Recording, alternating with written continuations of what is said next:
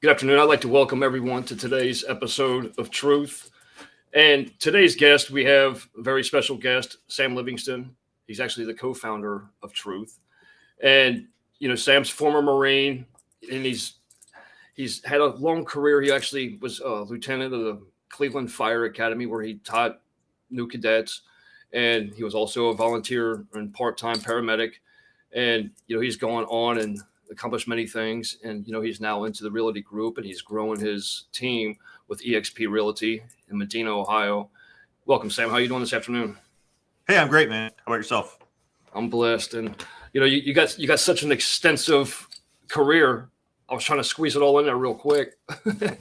But so let's kind of, start at the beginning. As far as I know that, your childhood, you kind of grew up poor, in a poor home where it was very racist and a very abusive environment.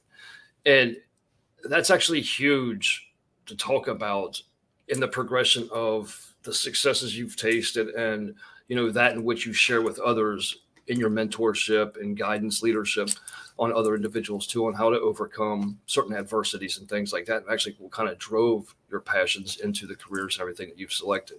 So, do you don't have to go too much in detail, but you want to talk about, your childhood that kind of led into your passions today? Yeah. So growing up, we grew up, I always like to hear when people say we grew up poor, but we didn't know it. Well, we grew up poor and we were certain of it. So we moved around a good bit, but we frequently lived in a trailer of some type or another. And at one point, my dad actually had two trailers. It was a double wide that didn't match. So we just pulled. Anyway, we were very poor, grew up in a poor part of Florida. And there was a lot of mix of different types of people. There's very successful people there, but I grew up in a little town kind of outside of Ocala, and a lot of people were as destitute as we were, and some weren't. But the poor part didn't matter as much. What I have seen is poverty can breed a lot of other problems, and one of those problems can be abuse. It can be mental illness, and I do absolutely believe that mental illness can be caused by poverty.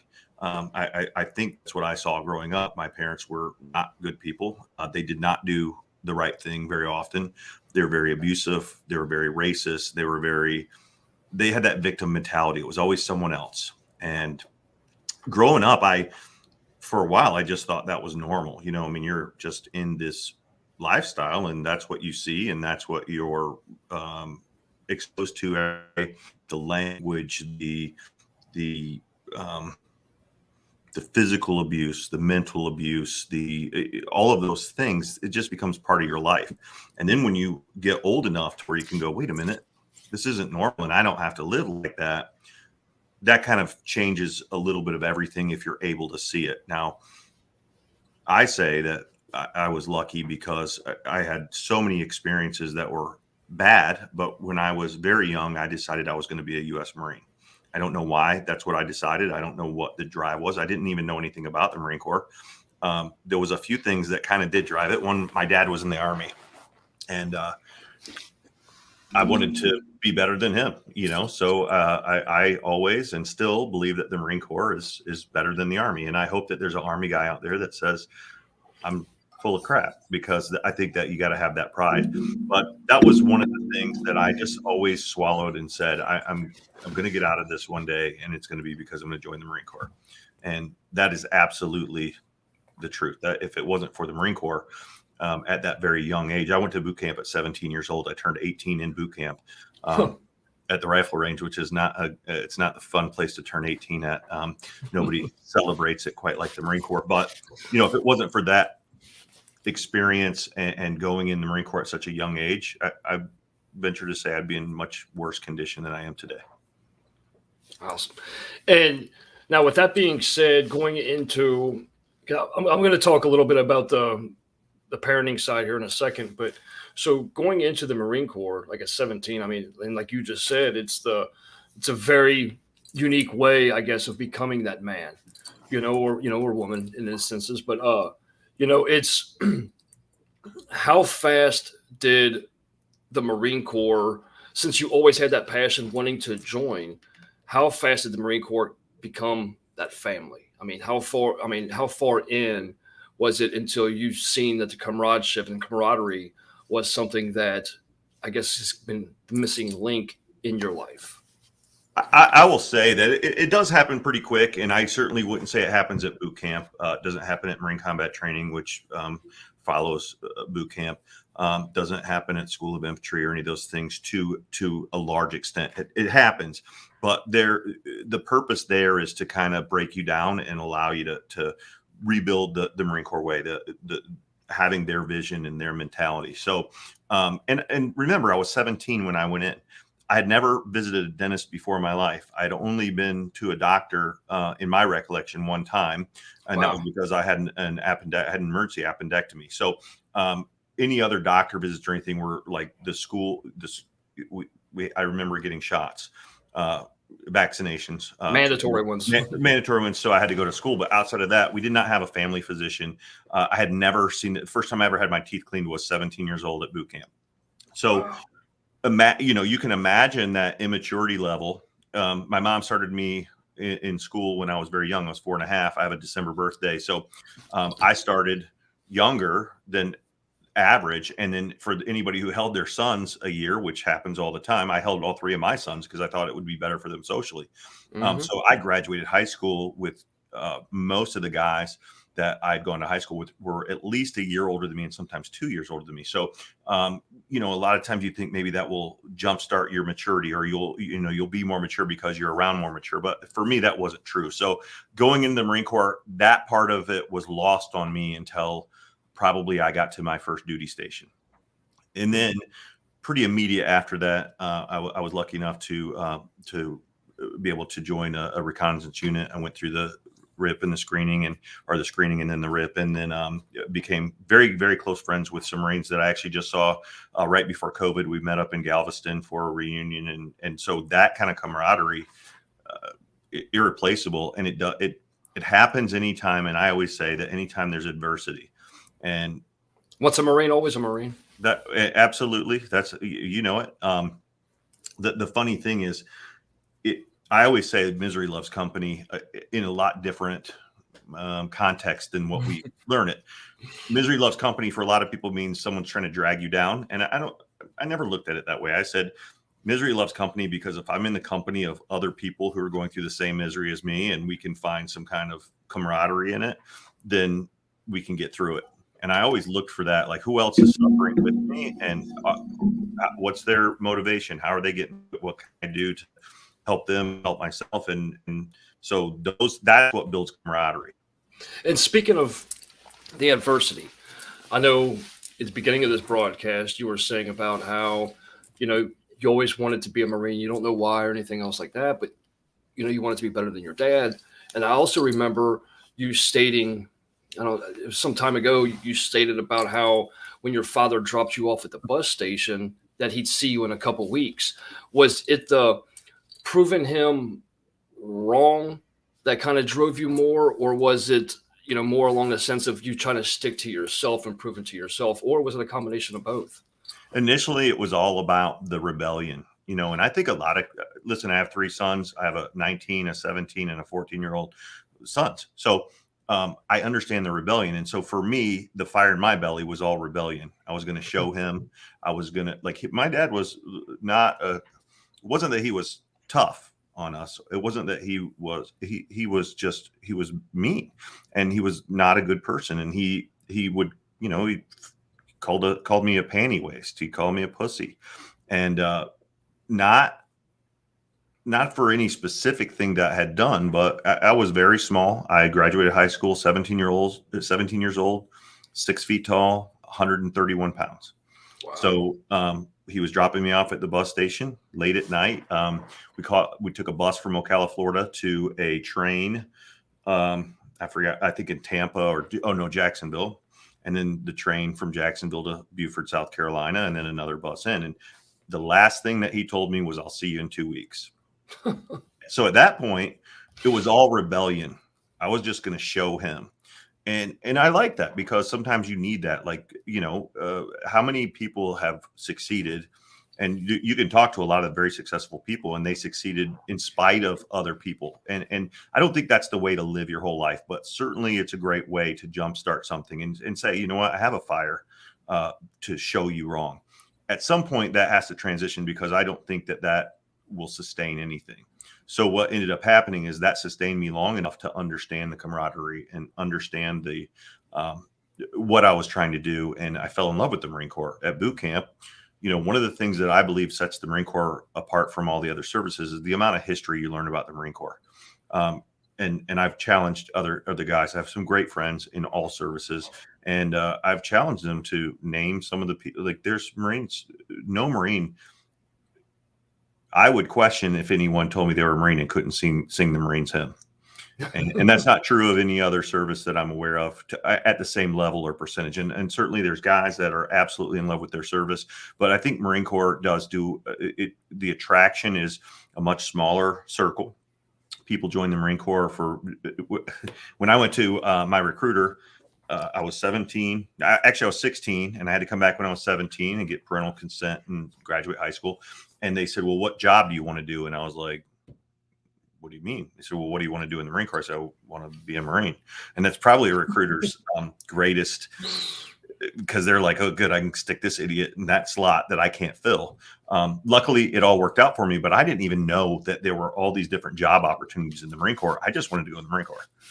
Right. And so that rebellion got me into the Marine Corps. And then in the Marine Corps, I kind of fell in love with the history of it. And I fell in love with the understanding of how those men really formed a lot of the way our country became, you know, one of the greatest, not one of the, it is the greatest country on the face of the planet. And it's because of those guys. So once that happened, it was no longer a rebellion thing. It was no longer, I honestly, you know, became indifferent about what my father thought of me. I didn't care. I didn't, you know, when I would finish a course or when I would deploy or whatever, I never cared what anyone thought after that, because now it was fulfilling me. Awesome. And now to kind of touch on that. So you made a comment earlier that kind of stuck with me, because it was one of the things that kind of fueled me because of my childhood and like leading into the things that, you know, I've done and I currently do today. And, you know, the passions of helping other individuals. But, you know, you made a comment stating that, you know, that fuel to prove them wrong, it's a good fuel, but it can't be, you know, there has to be something else, because, and it's one of the consequences that I faced, you know, early on in my stepping out of, I guess, the slums that I was in, because it was to prove it wrong, you know, me sleeping under a bridge that, hey, this doesn't have to define who I am. And I accomplished that. But, you know, so once trying to prove others wrong, and then you hit that peak, what do I do now? Right. You know, because there's nothing set out for you. And then now to kind of follow up on that, because I had an interview with Command Senior Chief T.R.U.T.H with the United States Navy yesterday. And, you know, he made a comment about, you know, when he enlisted in the Navy, he didn't realize how many opportunities, how many careers were available, just as you just said about the Marines. And I want to touch on that because now you're actually being able to find yourself in these different careers that you get to select from. And I've always had this question because, you know, there's a lot of service members that when they leave, you know, whether they retire or they step out, it's, you know, they find themselves in the careers of law enforcement, fire, paramedic, you know, and it's like first responders. Yet, I mean, I guess all service branches, you know, encapsulate, you know, being a first responder in general, in lieu, you know what I mean? But so how much of the training that you went in, did you see something? Did you get it to base it on your current interest, hobbies of, hey, this sounds cool, let me go ahead and seek this career, you know, within the Marine Corps? Or was it kind of something that, you know, just kind of went with what came, I guess? I'll be perfectly honest. When I first went in the Marine Corps, I went with what came, and thankfully we did. There was a At boot camp, you take some tests, different aptitude tests. You know, to get in, you take the ASVAB, and I'd scored very high on the ASVAB. I don't recall what I scored. One of the reasons why probably a lot of people didn't think I was very smart, or because people discounted me, is I graduated high school with a 1.71 GPA. And that was because I didn't do homework one time at high school. And that was usually because I worked with my dad owned a janitorial service. And usually when we got out of high school, we had to go work for my dad, and we would work till midnight cleaning office buildings or car dealerships or whatever, 1 o'clock in the morning sometimes. So I didn't apply myself in school at all. I never took SATs. I was no extracurricular activities. Never had someone over at my house, never went to anyone's house, because that wasn't the lifestyle I lived. So going into the Marine Corps, I just said, I just want to do anything to get out of there. That was the focus when I was in the Marine Corps. And if they would have said, you have to go be a cook, I would have been a cook. I would have been a horrible cook, because I wouldn't have wanted to. That was probably the worst. I remember when guys would get fapped over to the chow hall to work, and I would be like, oh God, I hope that never happens to me. But regardless, my thing was the Marine Corps was my rescue. You know, that was my buoy. I was going to get the hell out of where I was because of the Marine Corps. It was only after that, and luck happened to me a whole lot. So I signed up in the Marine Corps to be a diesel mechanic, because I was like, oh, that sounds cool. I don't even know how I picked it, but when I found out that they had different jobs, that one, I think the recruiter probably need diesel mechanics, and so they slide there. Well, when I was in boot camp, you take them different aptitude tests, some language testing, and things of that nature. And I took French, and I think I barely passed it 2 years in high school, so I could graduate. But regardless, I scored very high. And so they said, hey, we're going to put you in this direction. And then when I went in that direction, there was an opportunity to take a reconnaissance screening. I took the reconnaissance screening, did well, and from there made it into through a RIP, and then deployed a few times with the reconnaissance unit. Awesome. Now, how much life education did you get? Okay, because I want to touch on this again with the camaraderie and everything else with the service. And so growing up, you know, having a family that was racist, abusive, and then, you know, like I myself, I grew up very, very, very racist, you know, but I was never exposed to any other culture. Right. It was, you know, I grew up in Harrison, Ohio. It was predominantly, you know, Caucasians. And so I was really never exposed to any other cultures. So just because, you know, my parents, you know, kind of fed into that racism or the racist mentality, you know, I myself adapted it. Like, oh yeah, hey, screw everybody, you know. And so going into the military, is that when exposure first happened for you of, you know, understanding and seeing other cultures, or did it happen before that? Or No. I mean, it happened in the Marine Corps, and it's a funny story. And I've only told this to a few people. I don't think I've ever actually recorded it, because it's, you know, as you're learning or as you look back, there's things that I'm not really regretful of a lot of things. There's a few things that I look back on and I go, I wish that hadn't gone down that way or whatever. But where I grew up, it was about a third white, a third black, and a third Hispanic. And I remember, and I was just talking about this with a friend of mine, we had one mixed race couple in my high school out of all 4 years. It was a black guy and a white girl. And nobody really said anything to him, because he was a pretty tough guy. And I don't think anybody wanted to tangle with him. And I'm sure plenty of people were fine with it. There was, in my circle, it was a lot of talk, and people didn't like it, and they didn't approve of it, and they were against it. So that was how I was raised. I don't think that, well, I'm positive I didn't know anyone who was gay until I went into the Marine Corps. So I go in the Marine Corps, and my mentality had been, my parents had worked in various construction and janitorial services. And so sometimes the people that they would associate with weren't the best. And my dad always had blame for someone else. And there was always if someone else happened to be of another race, that was the reason that he couldn't get along with them, or that was the reason that they cheated him or whatever. That was his excuse. And I didn't see through it at first, but the later years, I was like, yeah, that my dad was wrong. And I knew it in my brain, but I still had that ideology. I was better because I was white. They were lesser because they were black. So my first roommate, I go up to Fort Devens, Massachusetts, and my first roommate was a black guy, and his last name is Shepherd. And I remember calling home and complaining that I had to live with a black guy. I did. I know. I mean, it's reality, it's, I'll tell you this. And we call him Shep, talk to him every once in a while. I've never told him this story, but we became pretty good friends. I won't say that abracadabra racism is dissolved or repaired or behind you, because it's not. Biases are real, and learned biases are very difficult to overcome. However, this guy became someone who I really looked up to, and he outperformed me at most things that we did, including, I mean, he's just a very intelligent guy. Fast forward a few years later, and I met another great friend. By the way, Shepherd, as I will call him, retired as a master gunnery sergeant in the Marine Corps. wow. And then I met, probably to this minute, the smartest person I've ever met in my life, Don Moore. And if he sees this, he's going to laugh. But Don Moore is like one of the most intellectually intelligent person I've ever met. He learned and spoke Chinese and Russian and taught languages.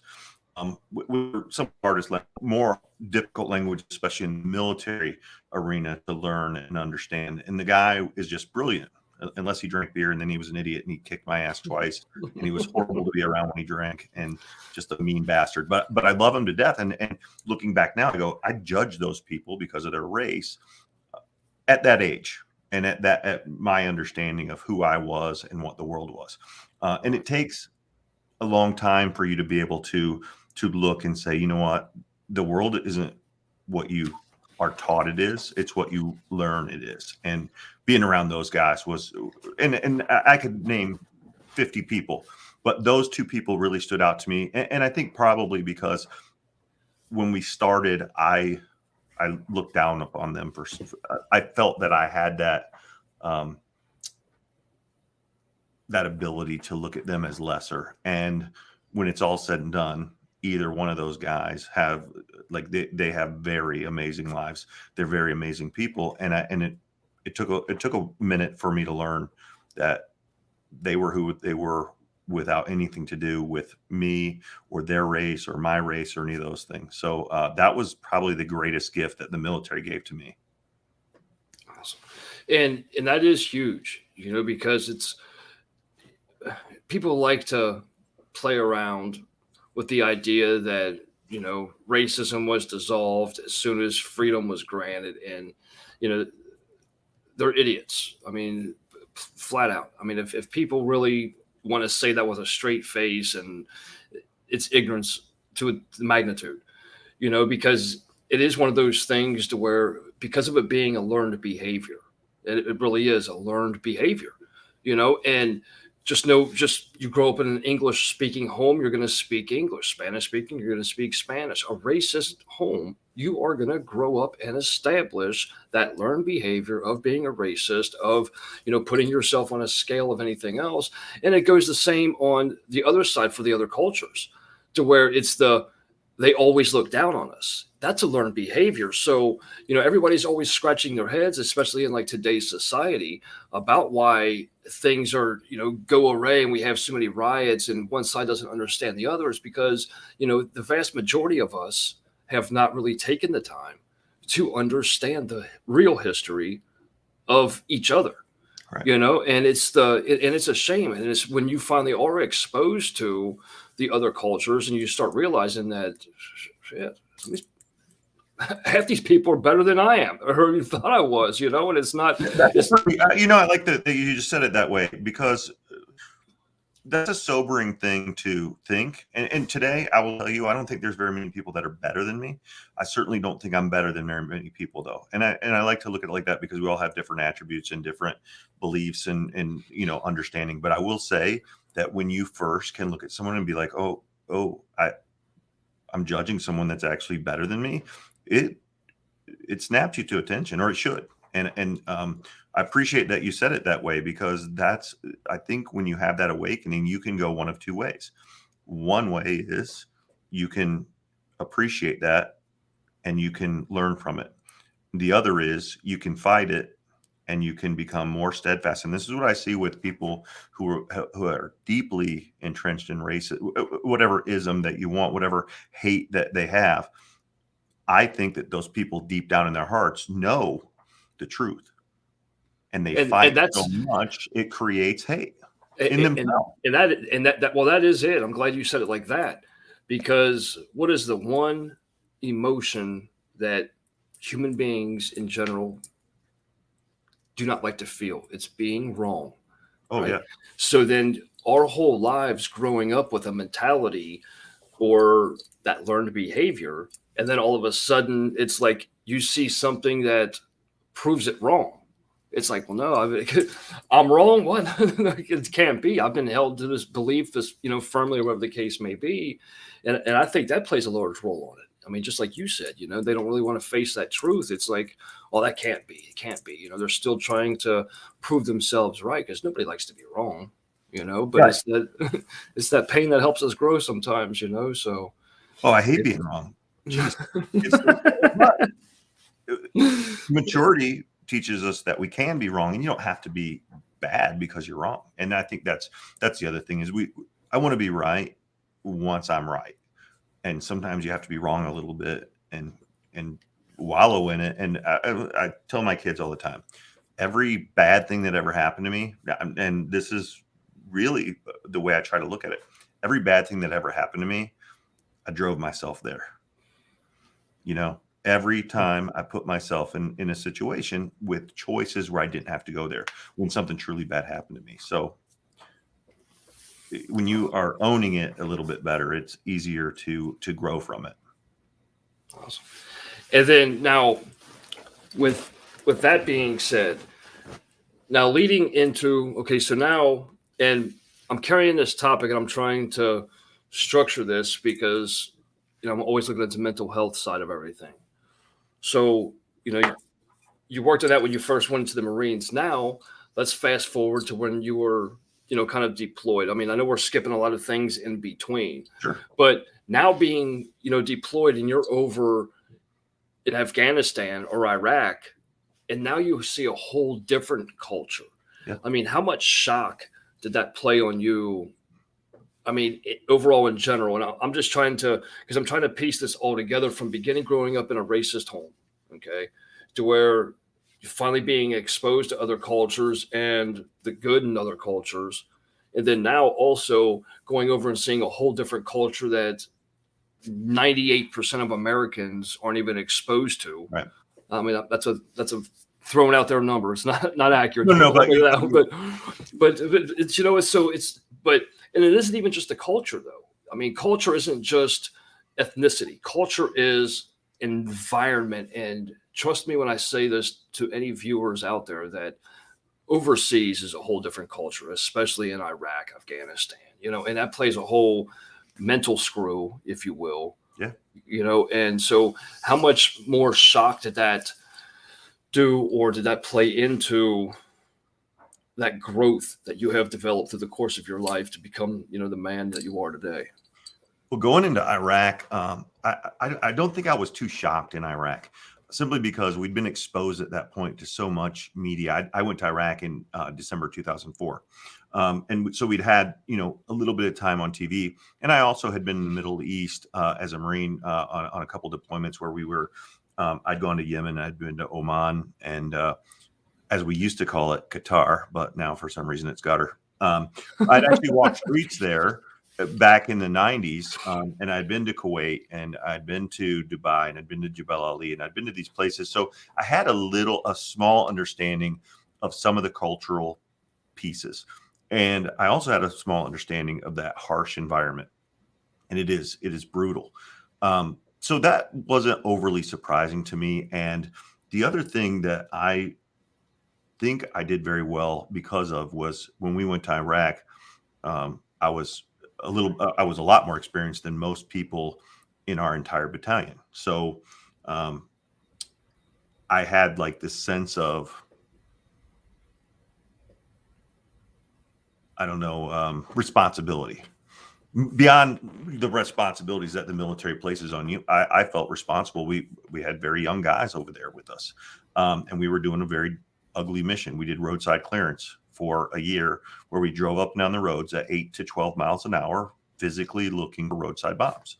So my focus was able to kind of keep on, like, I need to be in charge. I need to set the example. And that was very beneficial to me. So shock there, not so much. Now, when I went to Afghanistan, I was an old man at 32. I'm sorry, 37. I would love to be 37 again now, but I went to Afghanistan, 37 years old. And I thought that I was wise, and I had these preconceived notions in my head. Now I went over there to be an embedded infantry mentor and the IED mitigation team leader on a small team. We went with some Hungarians. We trained in Hungary actually for 7 months together, so we could go and train Afghans embedded. And I had this notion that Afghanistan was going to be very similar to Iraq.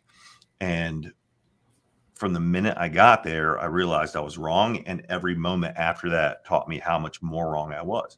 And that was from the environment to the people to the training of these Afghan commandos that we were with. And these, everything about it did shock me there. The way the populace was, the way, they're just, and I'll tell you probably the most shocking thing that I had was we went into Kabul and then up north to Mazar-e-Sharif. And then we had about a 7-hour by vehicle trek to the camp I was at. We were at a very small combat outpost, about 750 Afghans, and then 28 of us American and Hungarians.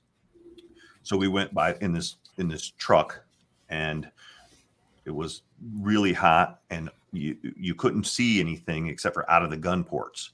So I was looking through these gun ports the whole trip, which was supposed to be 7 hours, and I think it ended up taking 10. It's sweltering hot, and the whole time I'm looking, all I can see across the entire countryside, everywhere we looked, was there's these old BMPs and BPRs that Russia, in 91, when they left, they just lit them on fire and walked away from them. And that was sobering. That was like, wow, this country defeated the USSR, basically caused them to nearly go bankrupt. And it was because a large part was because of their involvement in Afghanistan. And when I realized that country had just walked away from all this stuff, from a bunch of goat herders and, whatever you want to call these people, they're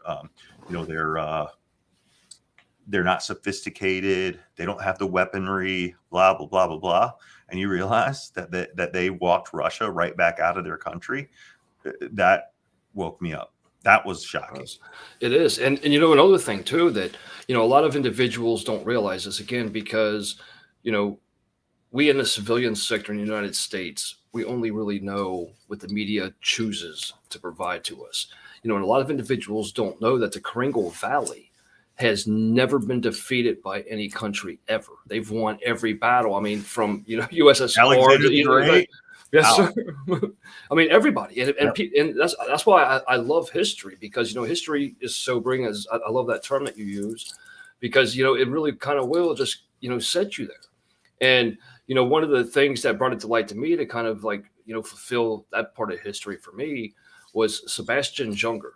He was a journalist, but he actually went in to combat with the soldiers and everything else too, and he wrote a book called War. If you ever have a chance, if you read, it's a phenomenal book. It talks about, kind of what you and I are talking about right now, the psych going in, what the brothers and sisters, experience while they're there, and then what happens leaving and things. And, a lot of that was, the coverage of the Kringle Valley. And, we lost that war, but, we were able to go over there and establish the hospitals, the schools and things like that, initially we were, going over there to set out to do. But it's tough, and it is sobering. Everybody looks at the United States as top of the world, but hey, they're undefeated over there. But and it is sobering at times like that too. But being exposed to that culture, and so with that being said, how much of that, and okay, so you went in at 17. And, you kind of had your, the course of, being Marine. And then for the viewers at home, in between time, that's when, Sam, became, went into the fire department, became lieutenant for the Cleveland Fire Academy, taught new cadets, and then was deployed again, I believe for 16, if I'm not wrong, 16 months, he was away from his family. And so now mentality, because like corpsmen today are experiencing the same thing. The veterans of the Corps today are experiencing, a new generation coming in there. So from the time that you went in at 17 until when you went over there at the age of 37, how much internal culture changed, not just, you being exposed to the deployments, but how much internal culture of the Corps, did you witness? Well, and what's funny is when I went to Iraq, I was actually 32. Still a very old man, because I was with 20-year-olds, I was with 19-year-olds, I was with guys that weren't old enough to drink. Yeah, but they need that though. Oh, absolutely, absolutely. And I'll tell you, 32 and 37, we need those guys over there too, because of the intelligence they have, and sometimes experience. And the wonderful thing about a 20-year-old is they'll charge through that wall. Whereas the wonderful thing about when I was 37 is I would open the door and walk around and you have to have that mix. But my internal thought and belief process had changed so much. When I first went in the Marine Corps, and one of the Marines that I was in Galveston a few years ago with, I remember we would drive and we'd be like, we just couldn't wait for something to happen. Now, this was in the 90s. I went in 91. We just couldn't wait to go and fight. We would talk about all the heroic stuff we wanted to do and how cool this would be, or nothing happened. A bunch of times we got stood up, or, we thought something was about to happen. I'd been through the Straits of Hormuz a few times, and, back then there was a lot of threat, and Saddam had been moving outside of his box a little. There was a lot of threat. And, we had this mindset that we just wanted to go and get involved and get into firefights and do all this great stuff. And when I was 32, I was like, I'd really like to have a day where I'm not worried about my guys getting blown up, or me getting blown up, or something happening. When I first got there, two things that I'm probably very proud of for going to Iraq and Afghanistan. That was the very first democratic elections ever held in Iraq, and the very first democratic elections held in Afghanistan. I was there for. You're a part of history. And I feel, here's the thing too. Every man I served with will have his own opinion and his own perspective, and it does not have to match mine. But I don't have to wonder what I think based on other people's stories. I have my very own view because I was there. So from that perspective, I'm very proud of it. But when we first got there, it was really chaotic, and the IEDs hadn't really advanced to the level. It just took about 4 months for them to really get advanced. But we get on election. That's still a pretty quick period of time, though.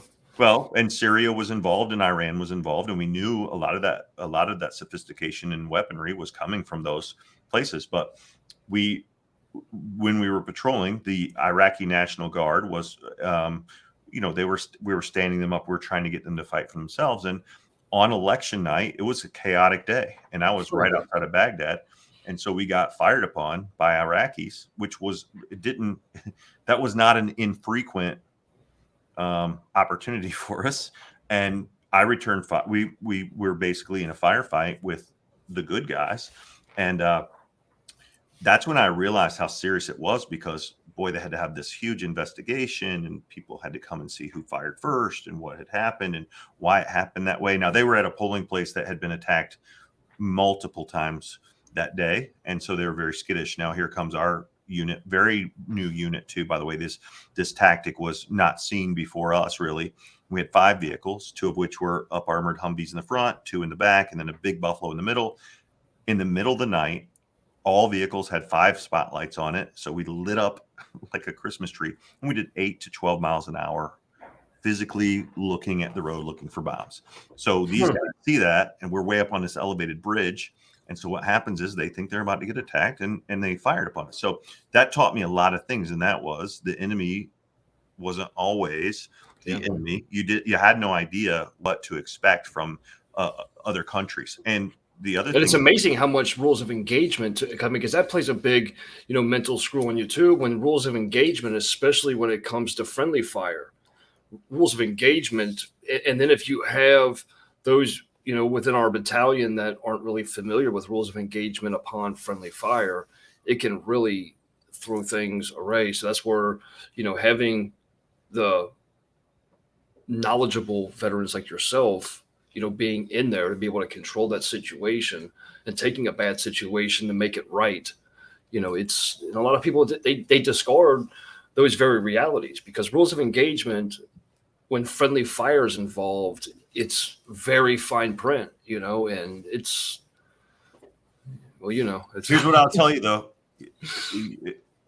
It only takes one side to not follow the rules of engagement, and things can get really nasty. And luckily, we wounded a few of those guys, but none of them died, and that's a good thing. But you look at the things. Here's the other thing: when I went to Iraq in 2004, it was pretty much on, and by the time we left there, it was regulated a little bit better, a little bit more. I wouldn't always say better, because we had some very poor leadership decisions within our own battalion, like I'm sure happens everywhere. But going into Afghanistan was a completely different animal, because General McChrystal had just taken over, and he was more about hearts. He talked about hearts and minds. He was an old special forces guy, and he wanted to get into hearts and minds. And so it changed the complete. Here's what happens when you change the rules of engagement overnight like that: is all of your fighters, all of your guys over there, and women fighting the fight, now have to change things up. And that's fine, because the military can be a very disciplined force and can adapt to those changes. But what you can't do is you can't tell the indigenous population that we're changing our rules of engagement, and now you can do this or you can't do that. And so those are things that sometimes we forget. We can always control ourselves, but you can't control the other side or the response from the other side, especially when they don't know what's happening. Exactly. So I watched those things put us in situations that I would have rather not been in. Yeah, I mean, and it happens. And it's just that, and one of the great minds that, unfortunately so many people forget about is Stormin' Norman. When he knew that the media was sharing things that they shouldn't have been sharing and was putting your life and everybody else's life in danger, and he shared publicly, the plans of what the U.S. was going to do and going in there, and then, complete opposite. So it was the preying on the media, and it was genius. It wasn't just genius in his planning on the attack and the way that, the forward progress is going to be done. It was that play on the media, knowing that people were actually violating the safety and well-being of you, your battalion, everything else too. So there's so many things that go into play into that. And, I thank you for your service as well too. It's one of the things. That's why I'm talking about like culture, because, again, civilian sector, they never understand what we experience in war and things like that. Even some individuals that are enlisted or, serving currently, a very few percentage of military actually sees combat. Right. So it's kind of, it's foreign to them as well too. So that exposure and you getting firsthand exposure.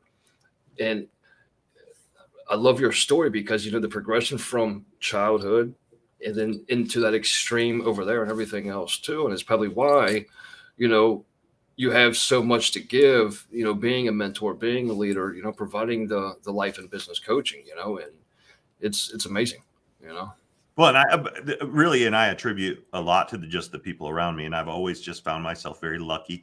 Not always lucky. Sometimes it's you create a lot of your own luck, but I also have been lucky to be in the right place at the right time. D.T.F.W. Exactly. It's so ingrained in me to look for, if I go.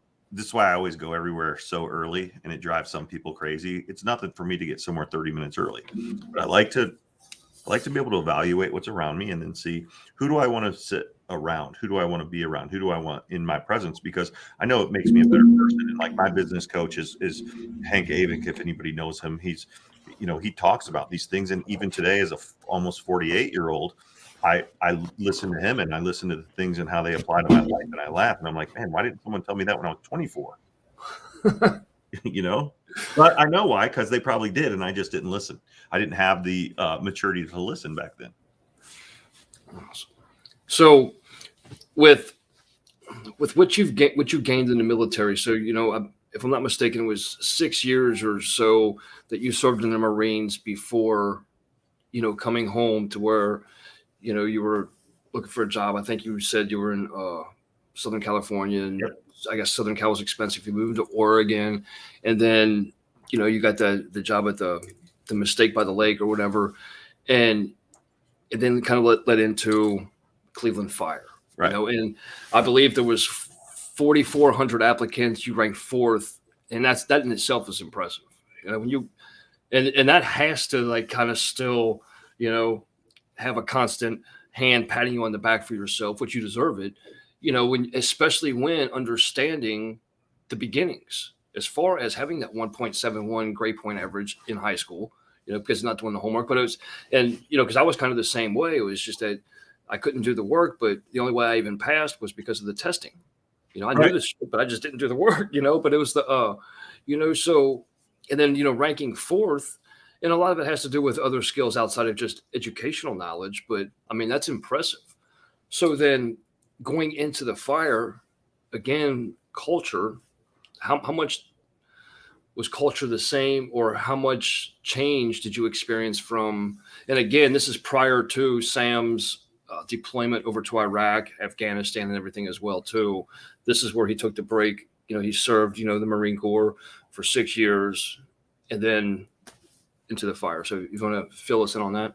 Yeah, absolutely. So yeah, I got out of the Marine Corps. I was living in Southern California.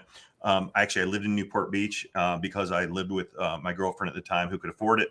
We broke up and I couldn't afford it anymore. So I worked for a company. It doesn't matter the name. They're a big national company. And they actually had me go interview in Oregon. I did not get that position. I went and interviewed in Oregon. I was like, yes, Pacific Northwest. I'm an outdoors person. That'll be perfect. I interviewed for it against someone else in the company that had been there for, I believe, 8 years and had a master's degree. And they obviously made a very good choice for the company and took him. So hey, can I ask you a question real quick and stop? I want to, I don't really like cutting people off like that, but I want to kind of touch on this again, because, the mental strength that you've developed through the course of these years. So the maturity at that time in your life, I mean, obviously, it's after the Marine Corps. So, you had developed a lot of maturity, but, being sent there specifically because it was a position that, probably mentally should have been like a lay down, but, how humbling, or, how did that affect you mentally? I mean, even though that you're humble enough to state that, obviously they selected the best choice that was going to better the company with selecting the guy with the higher qualifications. But how did that affect you in a personal thing, as far as being able to say, oh, wow. I'll be honest, it stung for a minute. But the reason, here's the thing, if I had just been up against someone else and I didn't know any of the qualifications and I didn't know anything, I probably, it would have had a much bigger negative impact. But what happened was the company was actually very good and told me why my interviews couldn't have gone better. I thought I had the job. When they informed me I didn't, they informed me why. And they said, this guy's been with the company for 8 years. He already lives here. He has a master's degree. Everything in his resume was a 10. And the things in my resume that were a 10 were a 10, but there were things that were unknown. I'd only been with the company for about 8 months. There were just some certain things, uncertainties for them. And they would have had to pay to move me up to Oregon and all these things. And so once I knew those things, it took all the sting out of it, except for, oh, shucks, it kind of sucks. So the boss at the time says, hey, the cool thing is they have the exact same position in Cleveland, Ohio. And I remember looking at him. I'd never been in the Midwest. And I Who said, moves to Cleveland on purpose? and I said, are you out of your mind? I'd always lived, being a Marine. I grew up in Florida, and then being a Marine, you're always somewhere close to water, large bodies of water. So I said, Cleveland. I was like, I think you have to have a gunshot wound to live there. I had all these jokes. Their water caught on fire, the Mistake by the Lake. They had lost the Browns. So all these negative things, man. Here's what I say even today, because I've lived here since 1997 now. So almost 25 years. And what I will tell you today is there's two types of people that don't like Cleveland, and that's people who've never been here or people who've never left from here. Because I've been Cincinnati. all around. Cincinnati's 5 hours south. That's not even Ohio, man. Those people are weird. But I had those jokes, and then I flew out. Well, and I wasn't even going to interview. The guy in LA says, "Hey, you got to go at least interview, or you're closing the door, and you're not going to get more opportunities." I met this great salesman, and all of a sudden I lived here 3 weeks later. Everything was going swimmingly. I enjoyed it. It was a cool company. I met, to this day, still one of my close friends who wanted to become a Cleveland police officer. He's already on the list. He was going to start the next academy. And very quickly, the company changed. Their competitor bought them out. And we were 5 blocks away. And they had someone that had been with the company for about 8 years. That they didn't really need 2 of us. And I kind of saw some writing on the wall and some changes that I said, I don't think that my time is long here. So I really wanted to become a police officer. So I took the police test and the fire test like 2 weeks apart or a week apart, whatever it was. They were like right at the same time. And I really wanted to be a police officer. I scored 24. Yeah. I scored 24th on the police list, and then the fire list took forever to get us results. I mean, I don't know what I don't recall all of the things that happened, but there was a huge lawsuit, a racial discrimination lawsuit. So finally, my father-in-law calls me and he goes, "Hey, you're 4th on that test." And I was like, he's not how could he possibly know that? Turns out I get my results. I'm 4th. Well, 2 years they held up the academy. So in that 2-year period, I stopped wanting to be a police officer and I started to want to become a fireman. And I think, thank God, because I wouldn't have enjoyed the police service. It wouldn't have been the way I loved the fire department. So get hired to go to the fire academy. That's important. Oh yeah, absolutely. Because again, it's about maturity. I used to want to be a police officer because I thought it was going to be cool, and and I would have probably gotten in trouble. Because that relevancy too, and that's one of the things that I try to preach to individuals too. And I know that it's huge with you and the life and business coaching that you provide to individuals, because, you, I, and, many others, realize that, if you can't have a passion about the career you're stepping into, you are irrelevant, and then you understanding that relevance, that just, proves your maturity and, kind of goes apart with this story and your growth and everything else too. And I just wanted to kind of point that out because, you being able to recognize that, it really wasn't your passion for the law enforcement as, it had been in the past, because then you look at it to where, hey, let's just pretend that you would have stepped into that career or something that was just, it would have been, it wouldn't have been relevant to you, your interest or anything else. And especially in that career, in any kind of first responder career, if you step in there and your mind's not really fully into that, it can be very devastating to you, your family, and especially, fellow brothers and sisters serving with you and as a first responder. So I commend you for, again, that attentiveness, about yourself, attentiveness about your interests, your likes, and, making that decision to go into the fire. Well, and initially I didn't know if it was the right decision or not. And I talked to a police lieutenant who I didn't know. And I said, "Hey, here's my dilemma." Actually, the police academy started a week before the fire academy did, once that lawsuit was handled. So I said, I'm not really sure. And he goes, "I've been on 11 years and there isn't a day that goes by that I didn't wish I was a fireman instead." And he said, "Here's what we're going to do. We'll opt you out of the first class of the police academy. They're going to run 3 academy classes, and we'll put you in as the number 1 spot in the second academy should you decide that the fire was the wrong move." And after 3 days at the fire academy, I was like, "Oh, I'm in the right place." So, home. I mean, it was brutal. They Cleveland Fire Department used to be, not anymore, but used to be extremely competitive testing. It used to be, we did competitive time for physical agility tests. It was competitive written as well. And they've changed that to try to be more, to try to get a larger diversity group and people. They want people that it will appeal to other than your guys like me. So, but it used to be extremely difficult to get on. It used to be extremely difficult academy. I mean, they kicked our ass, and the difference between Marine Corps boot camp and the Fire Academy was tremendous. I won't try to make that comparison, but I will say they ran it quite similarly to a boot camp, which I was thankful for because I think that it's important, especially more than half our class had never been in the military, and I liked that you are building that situation in their mind.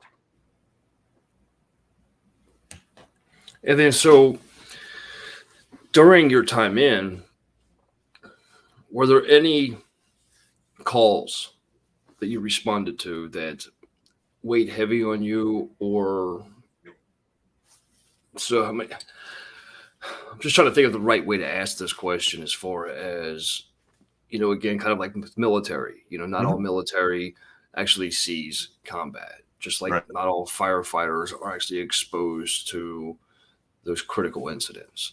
Yeah. So were there any critical incidents that kind of stuck with you, or how long in serving with Cleveland Fire until that actually happened, or, how did that go, like during your career with Cleveland Fire?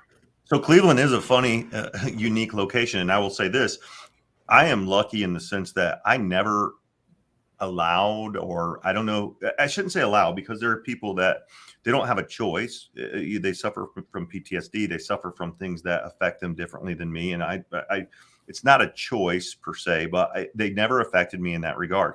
And as far as critical incidents, I worked on East 73rd in Superior for 13 years on a heavy rescue, and I was a paramedic. So I've actually don't have a tally, but I would venture to say I've been to more than 200 shootings in the U.S. Because I was there for 13 years as a paramedic and firefighter. I have been to and Cleveland. For those that don't know, Cleveland is in some areas it is a high crime area. That does we've been for the 13 years I was there. In 10 of those years, we were in the top 10 most dangerous communities in the United States. And that's important for the viewers to understand. That's why I wanted to kind of point that out, in your career of, like you saying about the, 200 plus shootings, that's why I wanted to point that out. A lot of individuals may not know too much about Cleveland, Ohio, or its demographics, environment, everything else like that. And because that also plays a large role into, being a first responder in general, whether it's the fire, paramedic, law enforcement. And you also made a comment. I want you to get back into, going over all this, but, because you also made a comment about choice in regard to, how it never really affected you about PTSD. So, I had the pleasure of doing an interview with Michael Subaru. Okay. He has the first responders first, and, he had his extensive career, exemplary career, law enforcement. He's a big mental health advocate, suicide awareness prevention. And one of the things, because he has this book, Relentless Courage, Winning the Fight Against Frontline Trauma. Well, and it's also it's co-authored by the Shauna Doc Springer. And one of the things that's discussed in there, and even Michael Zanito, they promote it as PTSI rather than PTSD, because like the PTSI states it as an injury rather than a disorder, because individuals that are exposed to certain traumas throughout their life, whether it's their childhood, whether it's their career, whether it's traumatic events that they experience, it's not a disorder, because you are able to overcome that, as you just stated. And that's the reason I want to kind of point this out, because it is important, and that's how you could be a vital resource to those that are struggling. But I really believe, as you just pointed out, that it is a choice. And I know, and I don't say that to kind of downplay anybody that is experiencing PTSD, but, just as it is with any kind of addiction, we do have to have that realization that this is not something that you have to be stuck with, that you do have a choice to speak to somebody, to find a way to deal with that, to which, some traumatic events, you can witness a dog getting ran over, and it may affect you more than me losing my mother. And so it's just that in that dealing with and coping with those incidences, and some individuals wouldn't be able to experience one shooting or responding to, and you being the individual that's responsible, or I'm not going to say responsible, but ultimately responsible if this person's going to have another breath, if they're going to pass away right there in front of you. No, You know, that so you know what's really funny, and I never looked at it like that, because I was like, I'm going to show up to work and I'm going to enjoy it, and that was really my focus. And if we got a shooting, I was going to enjoy it, and not in a morbid way of I want to see. And I did. I always wanted to go to those calls. If I heard a call, God forbid it was a fire and we didn't get to go, because I wanted to go. I never wished anyone to be in those situations, but I think the place I was in my mind that helped me so much to not be affected by it was I was going because that was my job, and I was going there only to help. So I didn't worry about, and I've transported 3 children under the age of 8 with gunshot wounds.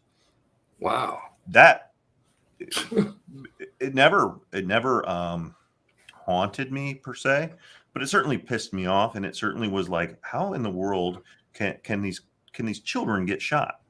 So if anything bothered me, it was that I think we went to, I know we went to multiple house fires with children fatalities, and those, I wouldn't say, to say they didn't bother me would be a lie, but they never haunted me.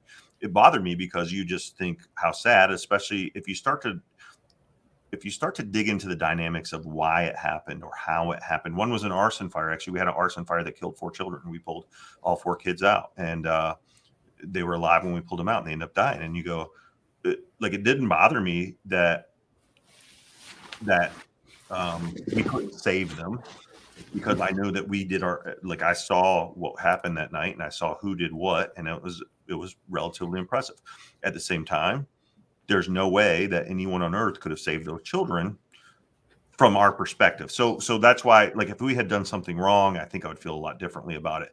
But I just looked at it and said, well, we gave them their absolute best chance, and so I can let it go. And that's just how, like, there's certain things that you can't look at that way. There's certainly certain things that happened in Iraq and Afghanistan that I feel much differently about. But those situations, I was called to a horrible situation for someone that day, and I tried to help. And that's why it was like, it never bothered me. And so now, going back to childhood and your exposure in the military, and I believe this is important. I point things out like this. My whole bachelor's is in behavior analysis, and that's what I love, the mental health sector. I just love understanding and helping others understand themselves, and because understanding others, helps me understand myself. But one of the things that I look at is you were exposed at a very young age to the tragedies of life, if you will. So from early on, you had to develop that callus in your mind that bad shit happens. You know what I mean? Opposed to an individual that really hasn't been exposed to any negatives in life or the bad shit, other than what they can see on the news or anything else. So in going in, and you really can't. I mean, you can watch a movie and break down in tears because you can kind of understand the emotion that the person's going through, or like somebody losing somebody and things like that. But, seeing an 8-year-old or under with a gunshot wound is a traumatic experience. But, how much do you think that your childhood, your upbringing, that calloused mind, if you will, kind of helped, where, a lot of times the tragedies in our lives are really the true blessings, whether it's in guiding others or whether it's in, us being able to have that callous skin or tough skin, that where things don't really tear us down as they would if we were sensitive or anything else like that. So, I mean, how much do you think that your earlier life and then also your Marine life, kind of fed into your ability to stay mentally strong, if you will, during your service as fire and paramedic? I have no idea. I mean, we can only surmise or estimate, because I don't know. Was that what prepared me? Am I just built that way? Was it something in the military? I will say this, and this is a really funny thing, that my wife is extremely queasy. If you mention blood too many times, there's a possibility she could faint. And my children are the same way. And they cannot believe for the life of them that I was exactly the same way until I went in, not in the Marine Corps, but on the fire department. I didn't, it bothered me. And then I decided I was going to go to paramedic school. And I said, it just can't bother me. And it was done. And I've seen some things that are pretty unbelievable. With how long into the fire did you do the paramedic school? Was that kind of like a hand in hand, or was it what you seen as a firefighter that led you into paramedic, or was it? I mean, because as you keep growing in your career, I'm just asking these questions because it's amazing. You have an exemplary career, and you've meddled in so many careers of service. Even what you do currently today, being a realtor, it's service of other people, regardless of how anybody looks at it. Right. And it's just, and you followed that path. And I'm just trying to, for viewers and everything else too, that may help them, encourage them on, seeking other careers if they're in a career right now, or if they're planning their future, of what kind of led from fire into the paramedic, which realistically they go hand in hand across the nation. So well, and here's what I want to explain. A couple things. One is I love Cleveland. This is my city, and I love the fire department, but it's one of the most mismanaged cities and most poorly run cities in the United States. So we're about 20 years behind the average city of our average size. And it's despicable that it's run that way, but that's for another call. If you look across the nation, most fire departments, most cities, most municipalities understand that duplicity in service is a bad thing, and why don't we integrate? So we did not have to be paramedics on the Cleveland Fire Department. We had to be EMT basics. I had no desire to be a paramedic. Actually, I had a desire to get to Rescue Squad 3, which was on the east side of Cleveland in a very rough neighborhood, and they had a history. They had a bit of a legacy for being one of the busiest companies in the United States. For 5 of those 13 years I was there, we were in the top 5 busiest heavy rescues in the whole U.S. So I wanted to be there, and I knew with my seniority, it wasn't going to be very likely unless I was a paramedic, because they have to run with a paramedic daily because it's an ALS transport unit. So my motivation was very self-serving. And I went to paramedic school, not excited about patient care. And when I say I'm not excited about patient care, it doesn't mean I'm not going to give you the utmost care that I can. But I know paramedics that just they'd love to go on medical runs. Honestly, it's what builds careers, Sam. Well, I wanted to go to fires, and I wanted to go to all the car wrecks and the shootings and I did. And being one of only 4 at that time, 4 heavy rescues in the whole city of Cleveland, and being one of the 2 on the east side, which is where everything happens, the best way to be there was be a paramedic. So I was like, I'll be a paramedic if that gets me to Squad 3. And in a nutshell, that's why I went to paramedic school. Awesome.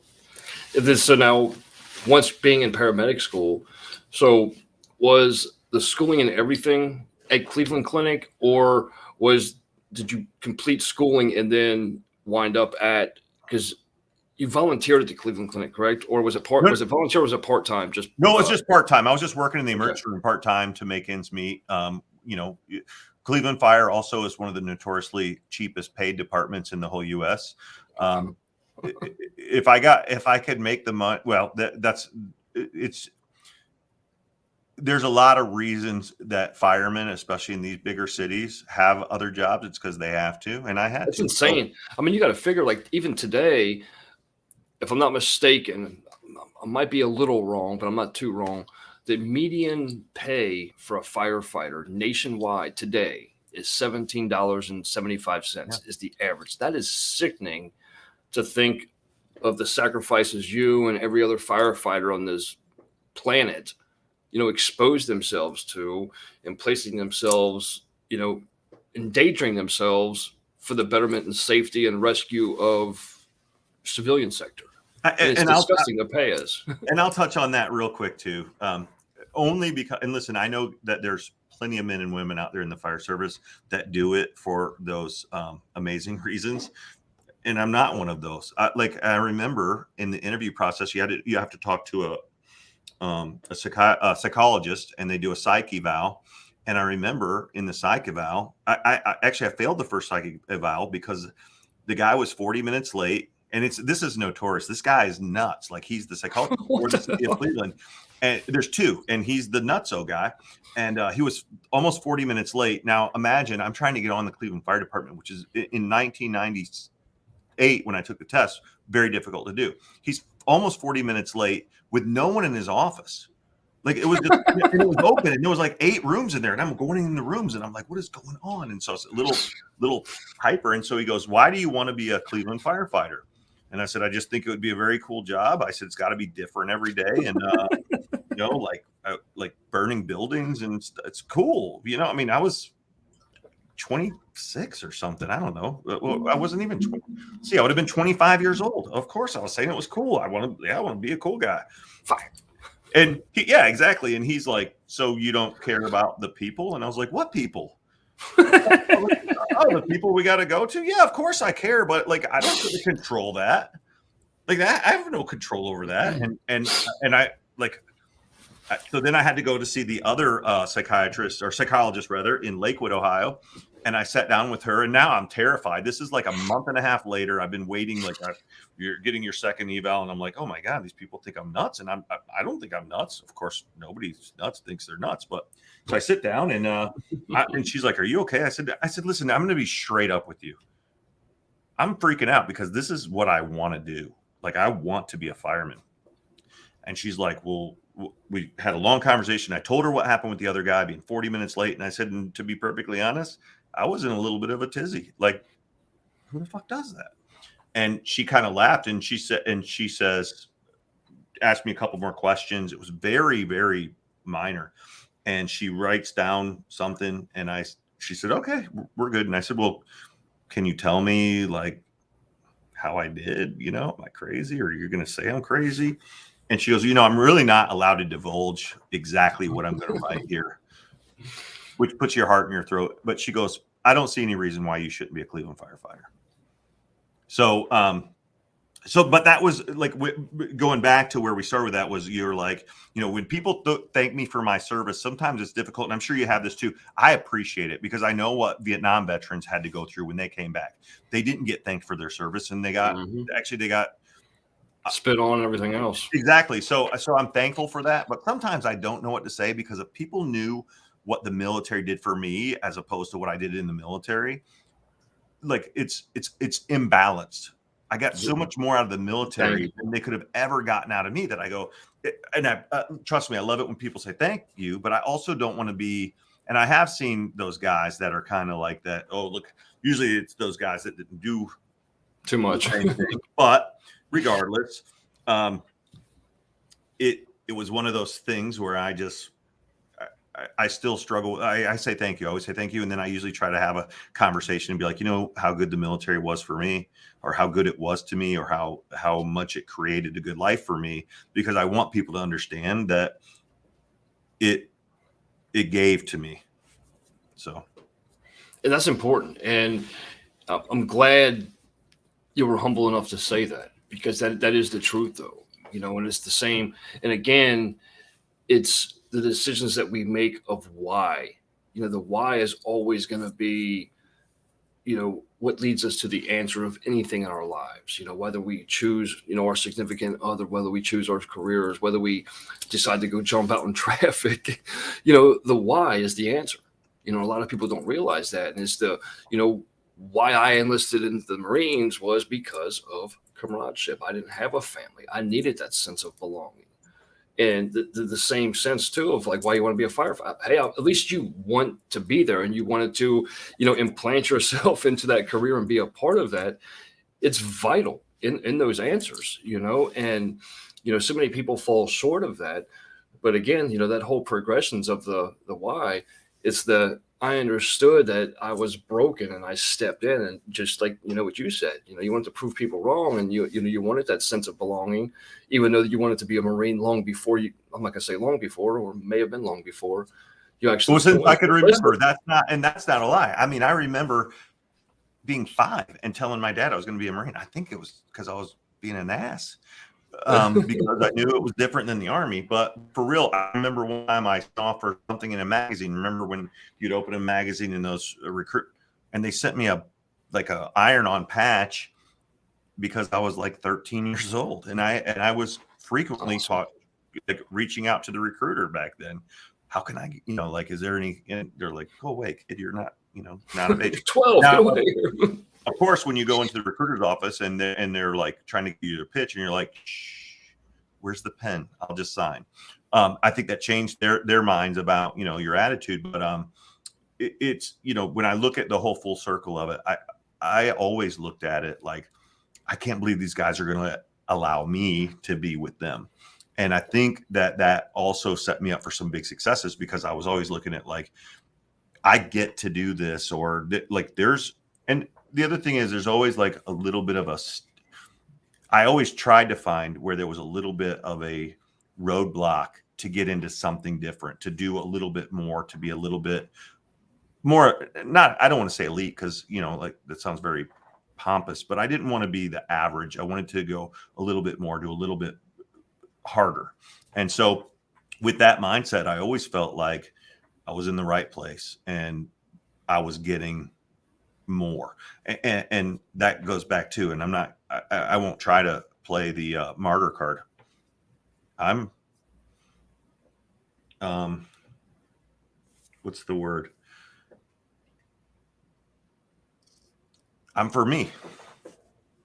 I wasn't a martyr. It was about that's important. That's vital. And I mean, I'm glad you're opening up and talking about this, because, it's the veterans listing, and the ones that, are still, serving, still active.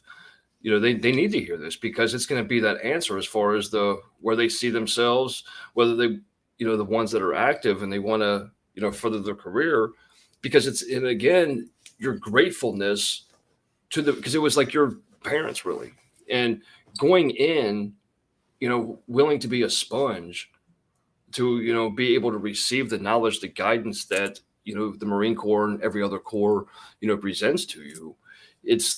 And I believe that is why you're so successful today, because you've been doing things for you, and just like what it is with anything else, if you can't do for you successfully, your fucking family, excuse my language, the family, your career, the other people you're trying to mentor, your children, it's going to be for nothing.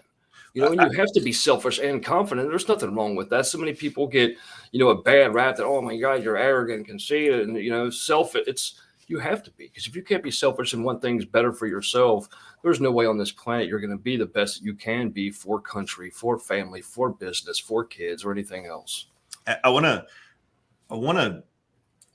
I don't typically go here because I don't want to ever put down someone else's service or how they believe that they served. But I do want to go in one direction with that, because what I see a lot of people is they want to talk about their sacrifice, or they want to project that they have been some type of martyr. And here's what I know from being in the active duty and being in the reserves and being deployed and being around military for the better part of my life, is there are phenomenal people who serve. I don't care if they're in a elite service or a average, like your ground pounders or your headquarters kind of people that are support.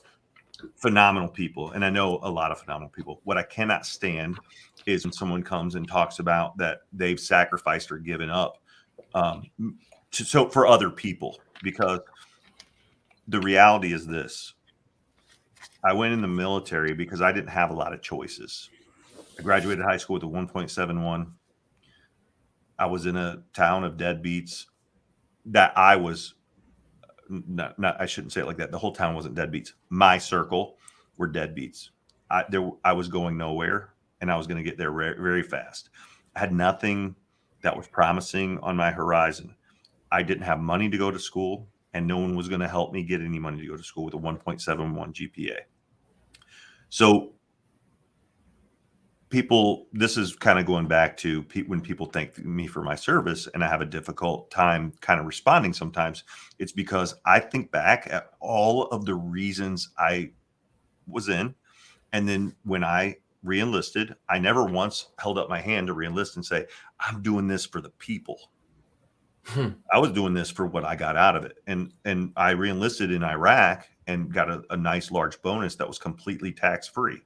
And that's why I did it in Iraq, because it was completely tax-free after I had been stop lossed and got that money. Now, I could come back, and I've seen guys come back, and I've seen people come back and say they did this or they did that and sacrifice. And I did this for you. And I've even heard police officers say that I'd be willing to die for you. No, listen, I'm not willing to die for other people. I'm willing to put myself in a position where that could happen. But I don't like it when people have this push of them, like self-martyrdom. Don't do that. There are, and you read about Operation Red Wings, and that's someone who truly understood the sense of sacrifice. Typically, the men and women who have that ability to make that claim aren't with us anymore.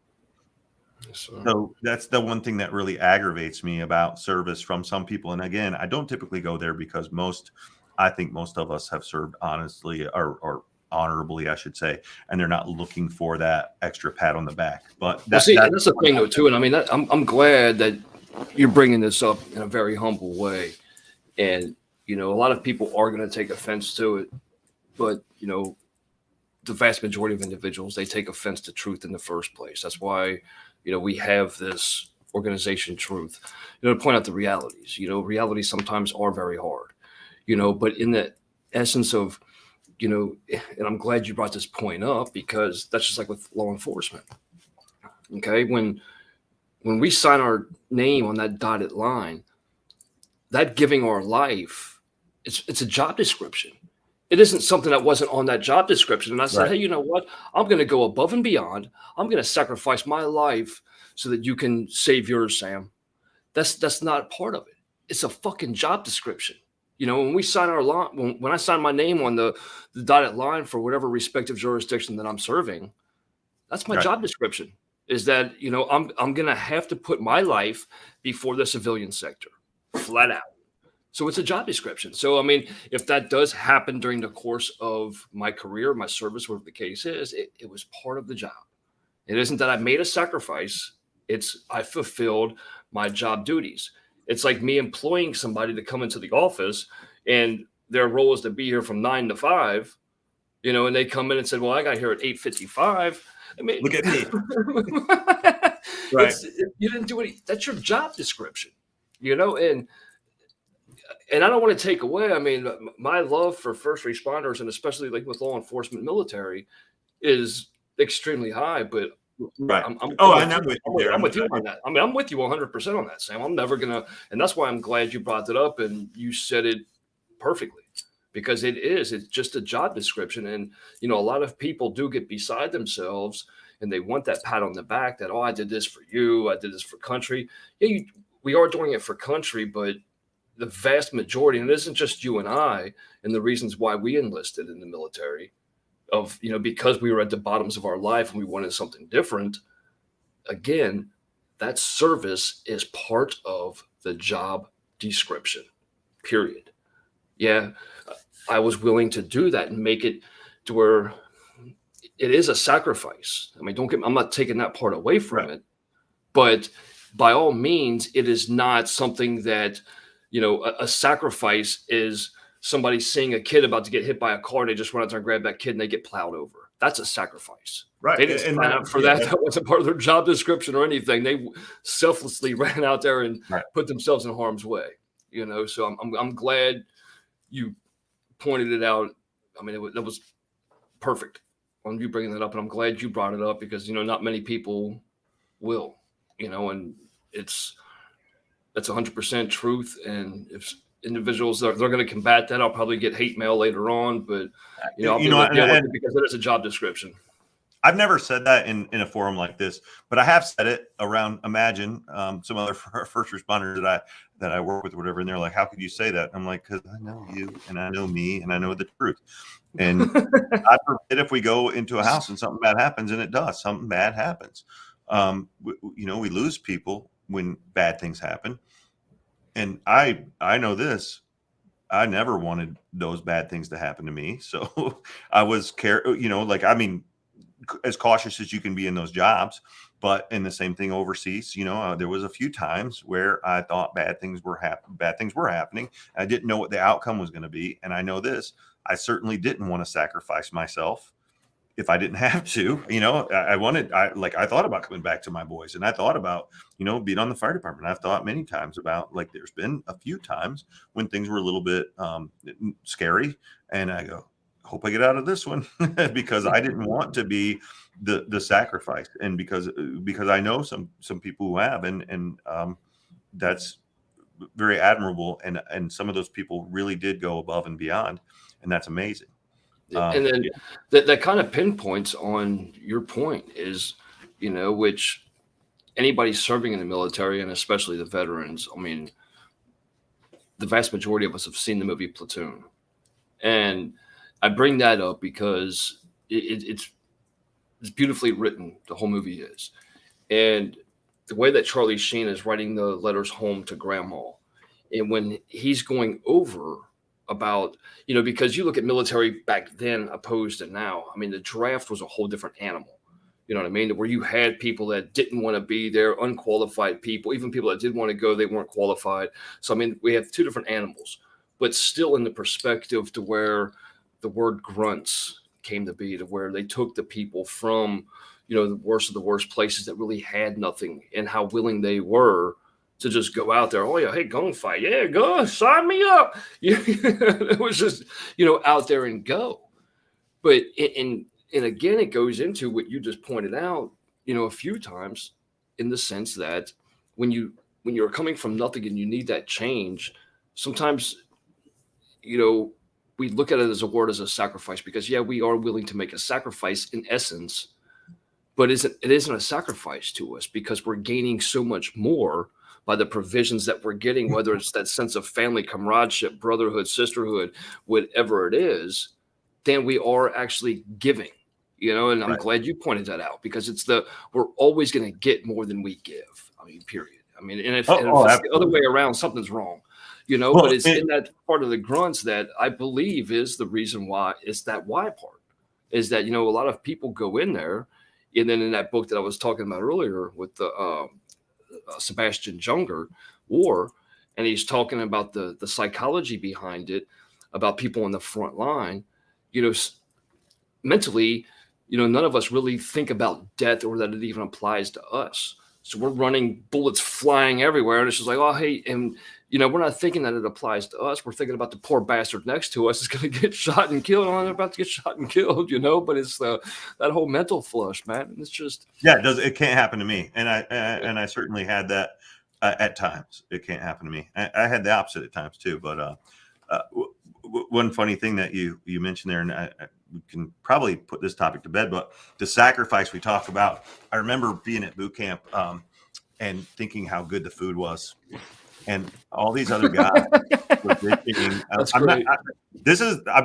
That's some real shit. Like, people go, this food is horrible. And I was like, and I was 131 pounds and I was starving all the time. And this food was amazing. And I was like, these are the best boiled eggs. Whatever it was the best I ever had, because I didn't eat when I was growing up. Like, we didn't have meals.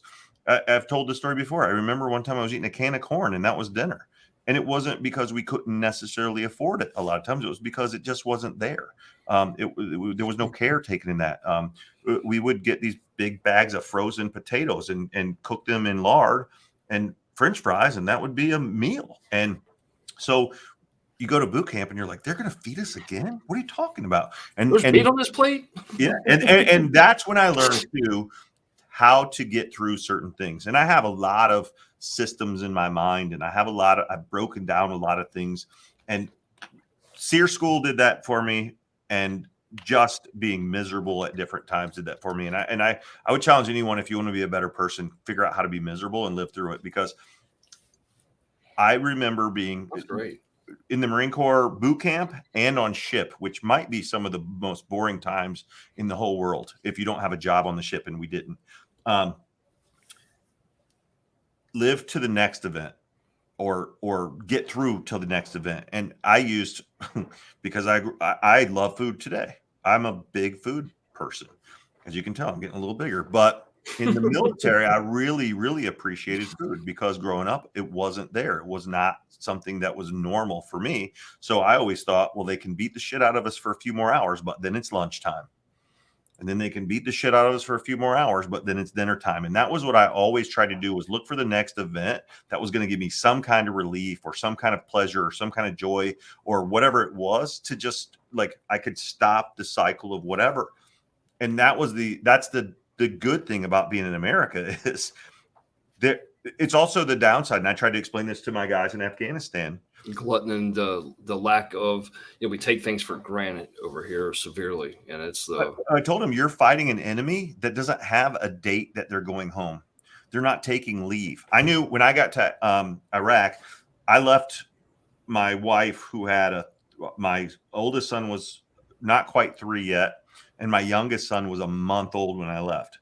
So I got ranked very high. They did a ranking system for who got to take leave when. Well, because I had a newborn at home, I ranked pretty high on the scale to be able to take leave when I wanted it. Well, I wanted to take it in June because I was going to go to the beach with my family and just try to forget about Iraq before I had to go back to Iraq for 6 more months. So I split it in the middle. And when I would talk to my guys in Afghanistan, I was like, here's where we lose. We know what time this mission is going to end because we built the mission. They don't know when it's going to end, and they don't worry about when they're going home, and they don't worry about when their mail is coming, and they don't worry about when the next meal is coming, because they are home. This is where they live. This is where they reside. And I also always wanted to put this in my head. And I thought about this when I was even young, and I'd watch movies about World War II or Vietnam, and I always sympathize or empathize with the enemy. There's been some great movies that did that much later in life, but I don't recall one when I was younger teaching that or showing that. But I told my guys, I said, the reality is this: as much as we think that these guys are evil, the evil face of the world, terrorists, whatever you want to call them, they believe they're right. And you better understand that when you're fighting someone on their turf, that they believe they're right. You're the oppressor, you're the aggressor, you're the invader, and you want to go home. It could be a really, really bad combo. And I said, you better get it in your head the right way and stop fucking thinking about when you get to go home on leave. Same thing with racism, to where it's just that everybody always has that persona about another individual without really understanding what they and how they view it. It's the, oh, well, hey, you're wrong. Again, going back to the, nobody likes to be wrong, but it's the, oh, you're wrong. Hey, we wouldn't be over here if you guys were right. It's like, well, and here's the thing. Like, I also thought about this person that I'm going to shoot at, or is going to shoot at me, or whatever's going to happen, is thinking they're doing the patriotic thing, or whether maybe it's a religious thing, maybe it's whatever it is, but they're going home to their family doing the right thing, and they're honoring what they believe. And the same as you are. Now, listen, doesn't mean I'm going to give them a bit of quarter. It just means I have an understanding that they believe that they're right. And I hope that they believe they're right as much as I believe that we're right. Another thing too is like, kind of going back to this whole mentality aspect and the sacrifice part of it. Okay. People are going to get pissed at me for saying it like this, but hey, I love realities, but, I love Star Wars too, by the way, but, but no. So the same way that individuals get stuck with recidivism, going back to prison, is the same aspect as why many, and I mean many, join the military, myself included, join the Marines. Yeah, it's I wanted that. I wanted the escape from my current life. I wanted what they could provide. And yes, I was willing to sustain any sacrifice that came with that.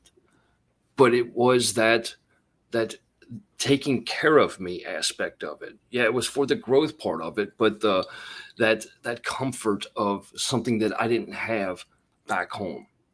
The same individuals that continue to go to prison is because of the food. It's because of they don't have to be self-sustaining. They got somebody doing their laundry. I mean, it's that recidivism. And I put it in that perspective because it is the same. It's just like an individual chooses a career. Some individuals are career criminals because the punishment, as we see it, isn't a fucking punishment to them. It's them being taken care of, and they don't care. The same way that somebody doesn't care about any loss they may sustain by joining military, by being deployed, because they are in a better situation than they would be if they were not. It's that simple. I mean, some people are going to get pissed off, but that's the reality. That's the truth. So.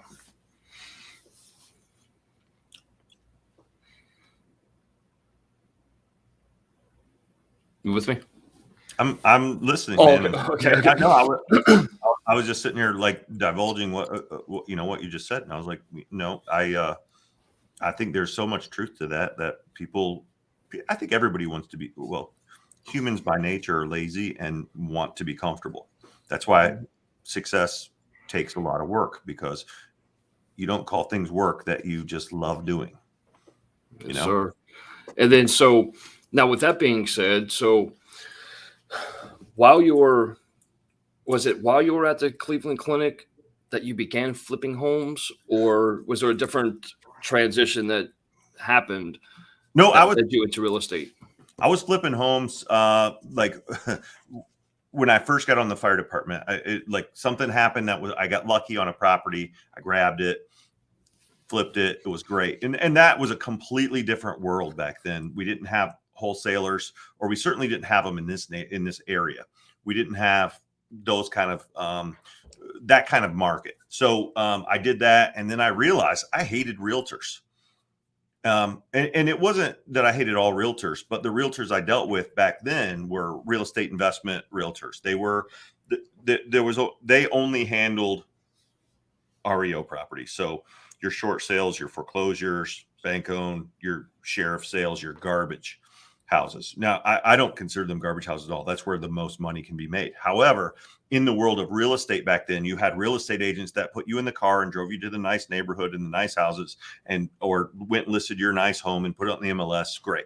And then you had those guys. And what I found was everyone that I ever worked with would give me the codes to these houses. They never met me before. They weren't going to leave their office to do a damn thing. And then I would go and I would be like, all right, I want to put an offer in for this. They never gave me comps. They never gave me advice. They were just like, basically they're working for the bank. And so I would get the HUD one back then, and would read it, and I'd be like, that son of a bitch made $5,000 off of that deal. So I said, I'm going to become a realtor. So when I came back from Iraq, I immediately signed up for real estate classes, and I got my real estate license. And obviously in 2008, things changed dramatically in the real estate world. Got very tumultuous. The flipping was kind of crazy for a minute. Then I got sent to Afghanistan. And when I came back from Afghanistan, I joined the #1 team in Ohio for just residential sales. And I was just cranking sales on my days off from the fire department. Did that for 8 years. I was mentoring people on that team. I was doing a lot of work that I wasn't getting compensated for. And good on those owners, because they understood how to leverage other people, because they were the #1 sales team, blah, blah, blah. And when I decided, there was a couple things that precipitated me making changes. One was, and this is a big fire department push, I loved going to work every day. And we would if I had days off, I would try to scatter my days off, because I didn't like being away from the firehouse that much. And I always said, if it ever got to a point where I wasn't excited to get up and go to the firehouse, I would not do a dangerous job that would most likely give me cancer, most likely in my life 10 years earlier than me had I not been on the fire department, because all the carcinogens that you're exposed to, the sleep cycles, the adrenaline that pushes, that you know, you imagine you're sound asleep at 1 o'clock in the morning, the alarm goes off, your body doesn't know what to do with all that adrenaline if it turns out to be a false alarm. And there's studies about what it does to the heart, what it does to the brain. So all these negatives that can happen to your body.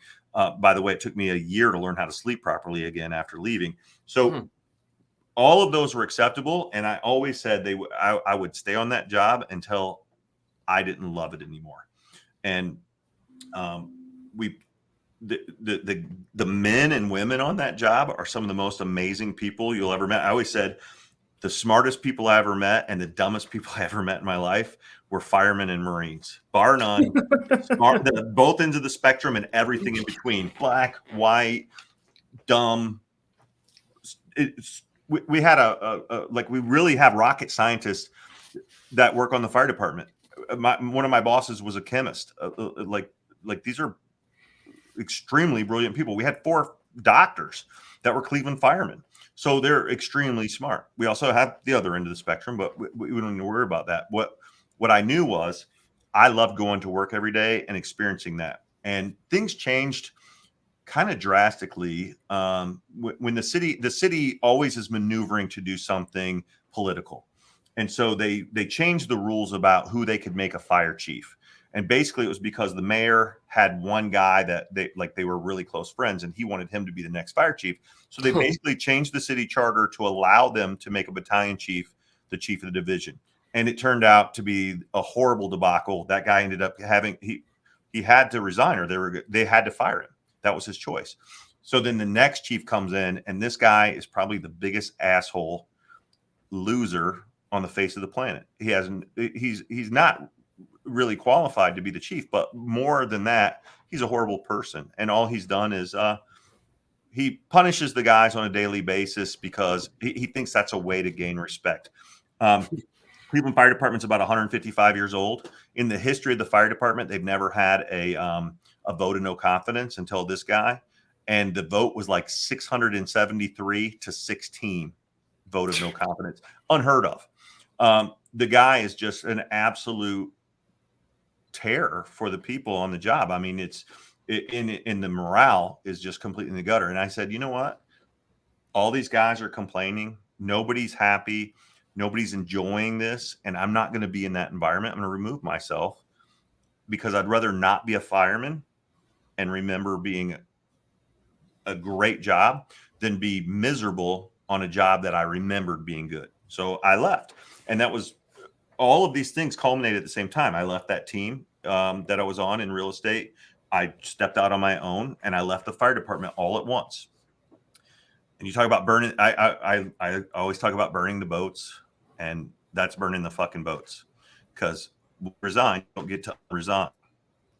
Pension, your health care, or deferred comp, your guaranteed paycheck every 2 weeks, it's all gone.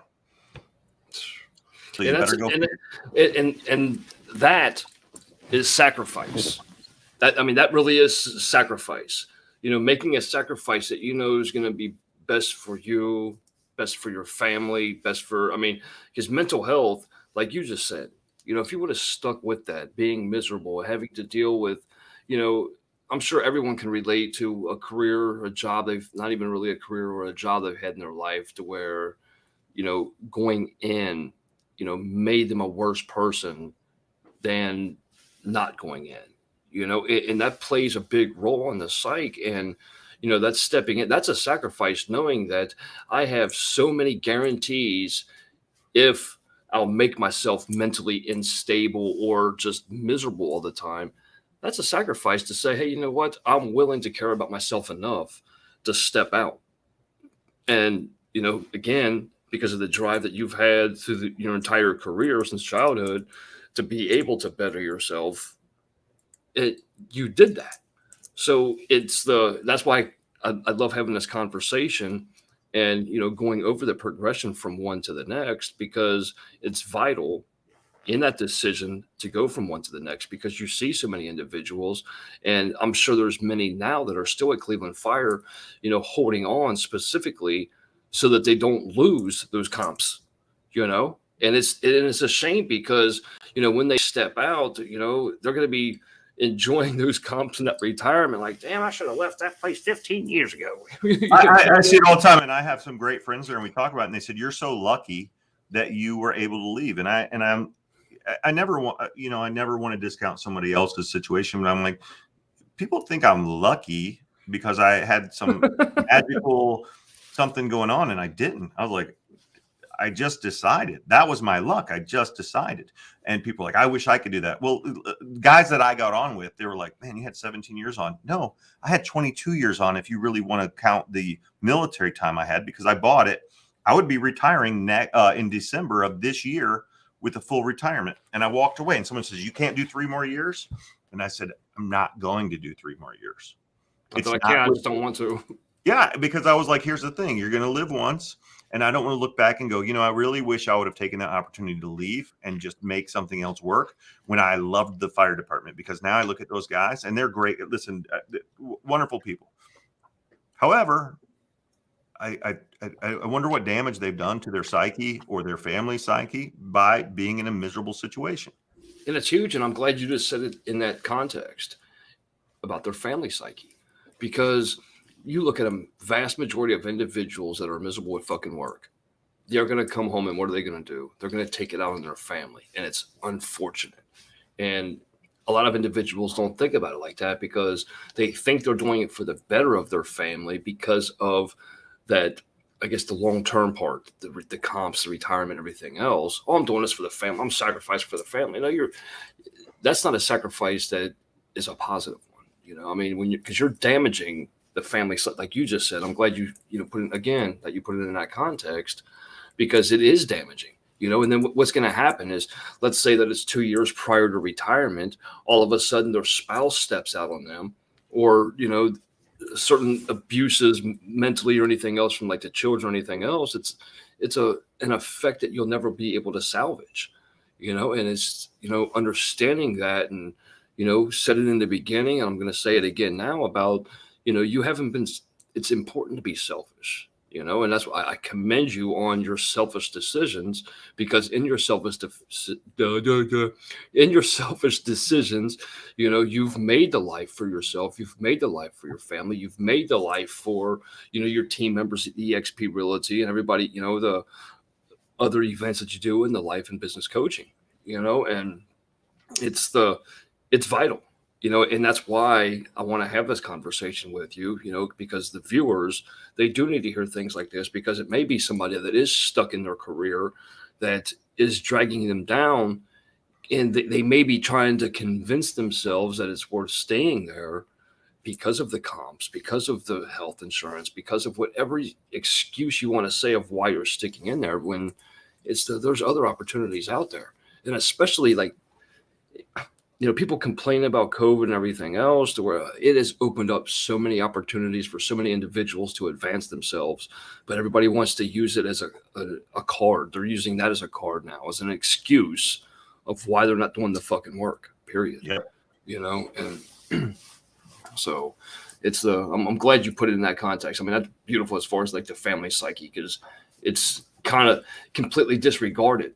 Everybody always wants to think that they're doing it for family. And it's the complete opposite. You're doing it and destroying family, so.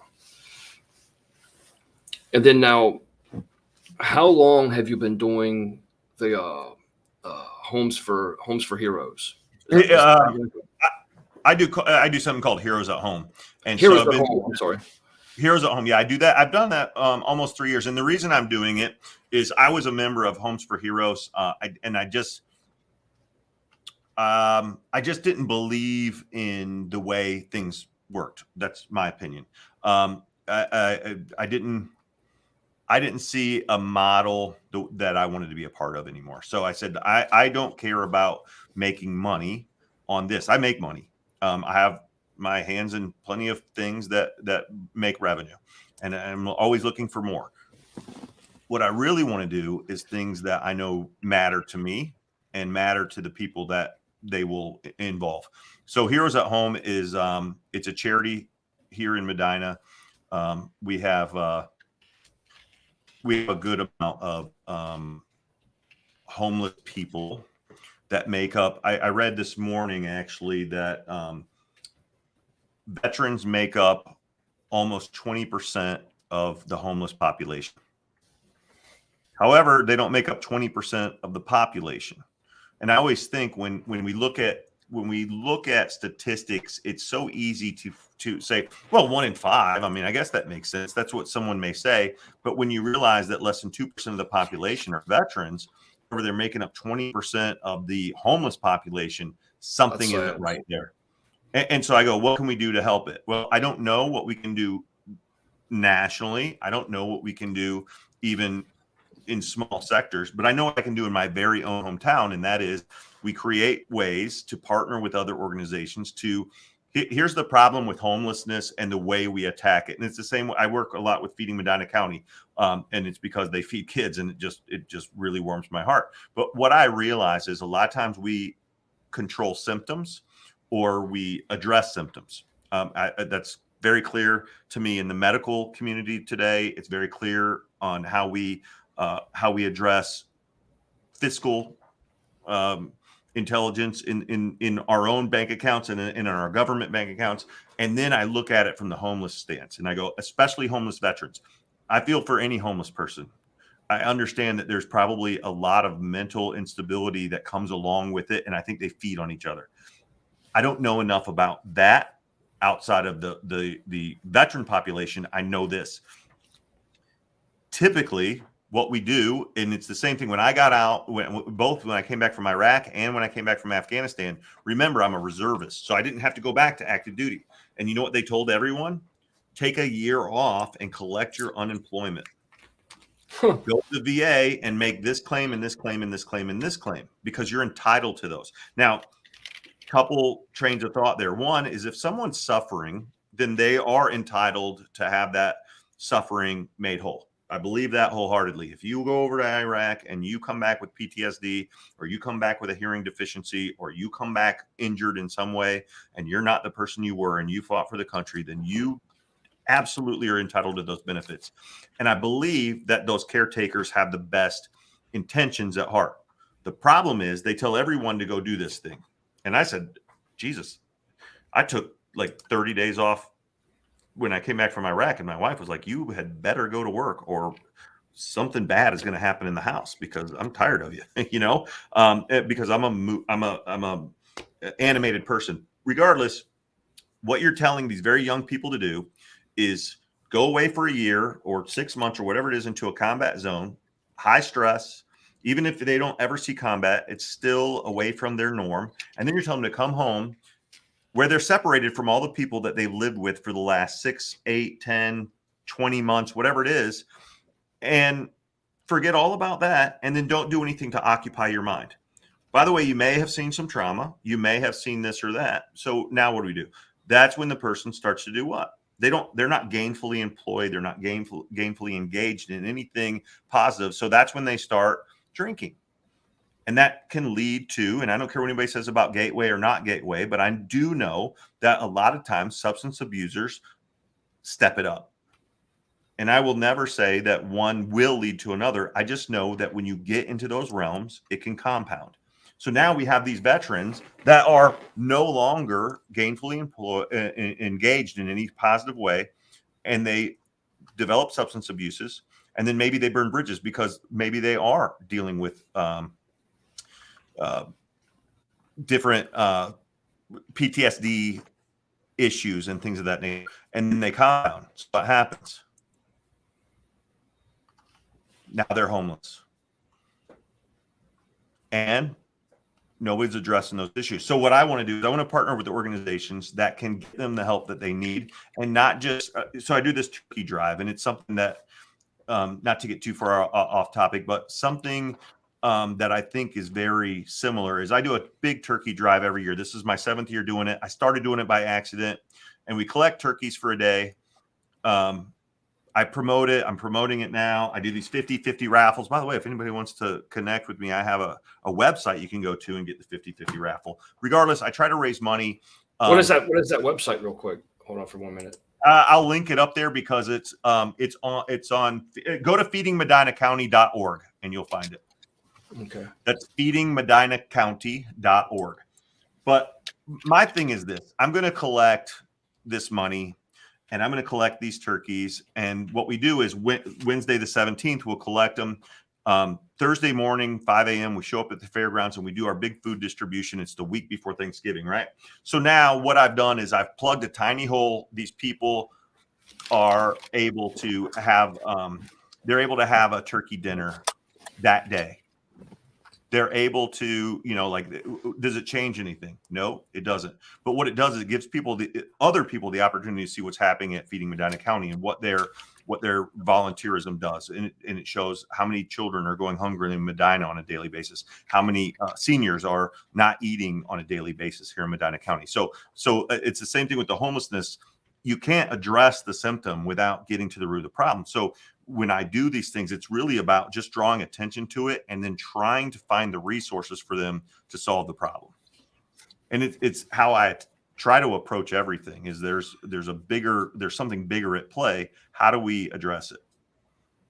So they're able to donate right here as well too, correct? Yep. Okay. So what's the get involved button? So, well, it's just so cool.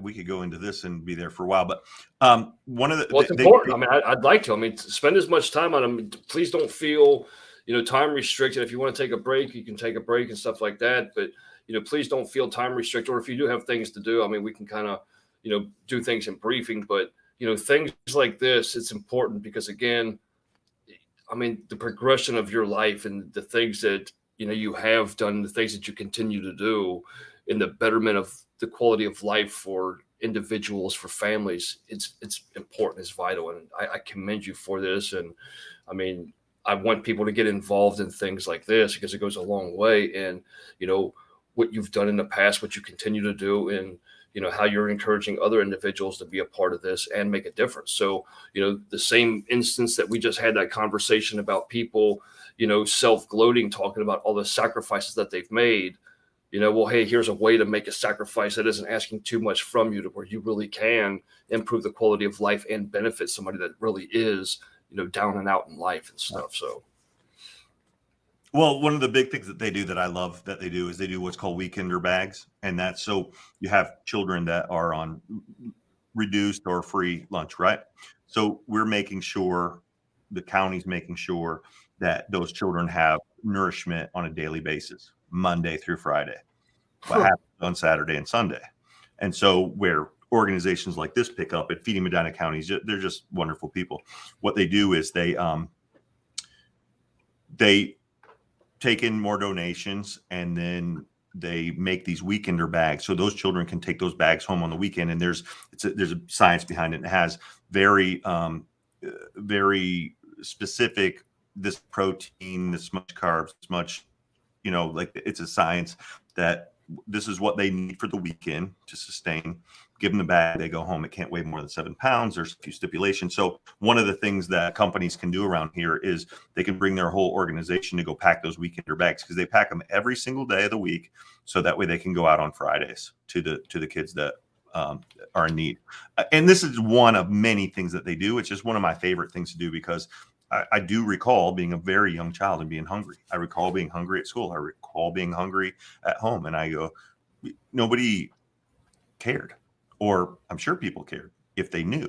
So my process behind all this is just what can I do? The turkey drive, I blow it up. I make this big thing out of it. Everybody's like, oh, you're doing so good. And I'm like, I just want you to look at what Feeding Medina County does. And I get to do it for one day. It's not much work. I get way more credit for it than deserved, but because I ask for sponsors and these sponsors pay, it doesn't cost me anything but a little bit of time. And people are like, oh, that's so cool. I'm like, oh, no. Who cares about the turkey for the day? That's the easy part. I got to feed someone one day. No, let's figure out how to solve these problems. So that's why I like organizations like this. And it's the same approach I have to the Heroes at Home. We have people in our own communities that are homeless through no fault of their own. Oftentimes it has something to do with their military service. How do we point them in the right direction and get them the help that they need so they can be functioning, productive members of society? Because homeless people, if they don't have a mental disability, don't want to be laying in the street and not productive and not a part of society. Now, mental health is a whole nother issue I can't touch because I'm not qualified to, but I know this: if you have veterans that are homeless and they don't have the resources, then that's where they're going to be. But if we have the resources and we can get them there, then we can solve that problem. And that's all I look to do is how can we make those connections to the right resources? That's amazing. And then, so how long has the Feeding Medina County been around and doing what they're doing? And I mean, how much growth since you've been a part of it and contributing have you seen through the course of time? It's been they've been around a little over 10 years, and I don't know the exact date, so don't quote me. But they went from like this little tiny. They were in a National Guard armory, this little thing over here, and then they went into another building, and now they're in a huge building, and they serve every single school in all of Medina County. And that's pretty amazing. They partner with the Akron Food Bank. It's just, when I look at these situations and how they're able to plug those gaps, it's pretty amazing.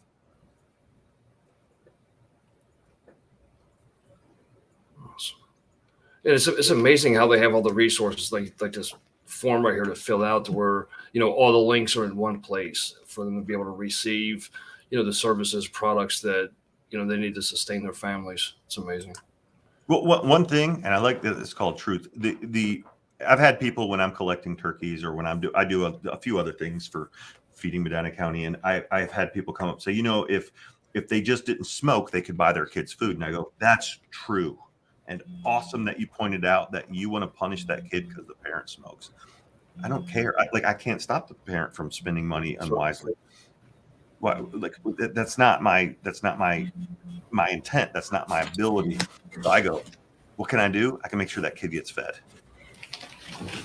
100%.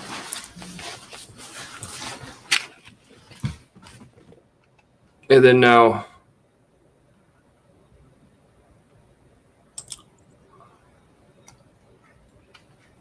going into the real estate aspect of it. So on your site right here for eXp Realty, mm-hmm. I know it was a big shift right there, but so I know you're building your team. Is it something that you bring realtors on as well, or do you have assistants, ones that go find homes for you to list, or so? What's the whole?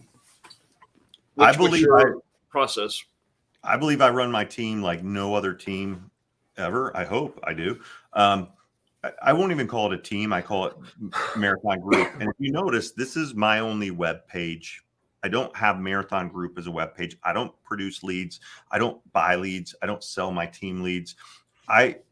What I do is I try to empower other real estate agents. And being at eXp has been a phenomenal change for me because it gives me opportunity that I never had before. So what I look at is, you want to come and be my name? For 8 years, I was on the #1 team in Ohio, and guess what I got out of it?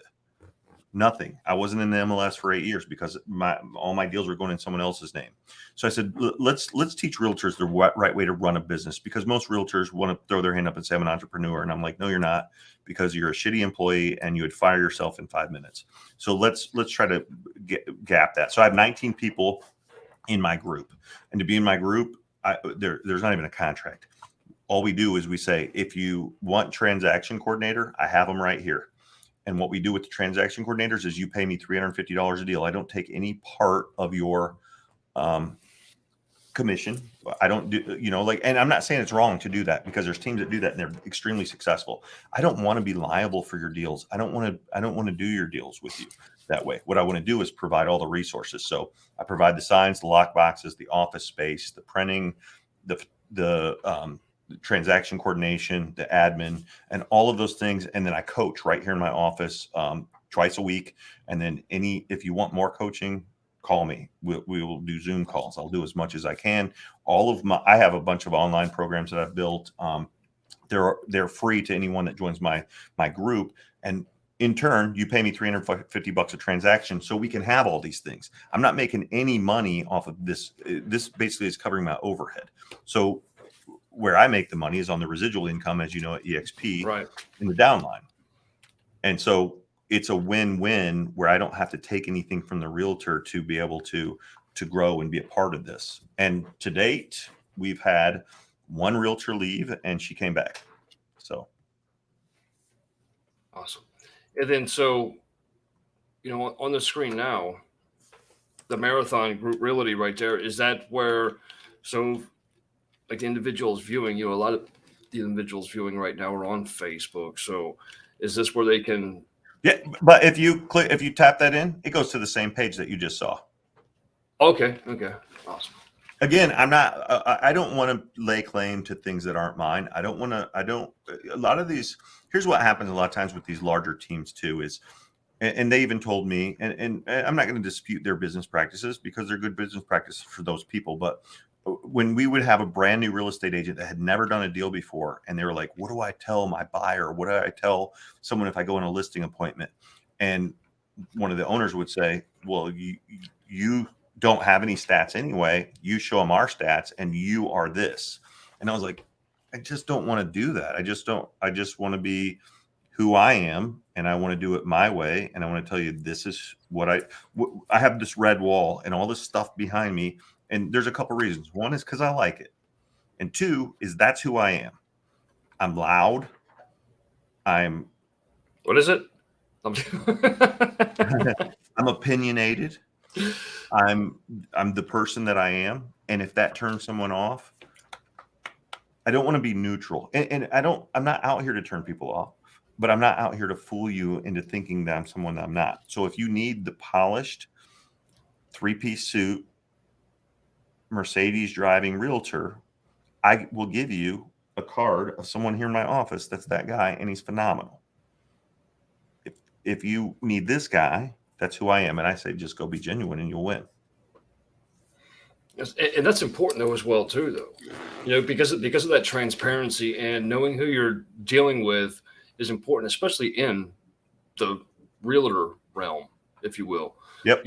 Because it's that, that honesty to where, hey, look, the income's going to come regardless, but in the same sense, I do want to put you in the best situation, whether that's for, the potential home buyer or whether that's for, the realtors, whether they be starting out or whether they're, the seasoned veterans and had the experience, and that's important for, individuals to understand, with you being, a coach, a leader, mentor, everything else in between, that if they want what you have, they're going to have to follow the steps. And that's that, a lot of times we find ourselves working for organizations that, we don't necessarily agree with their practices and things like that.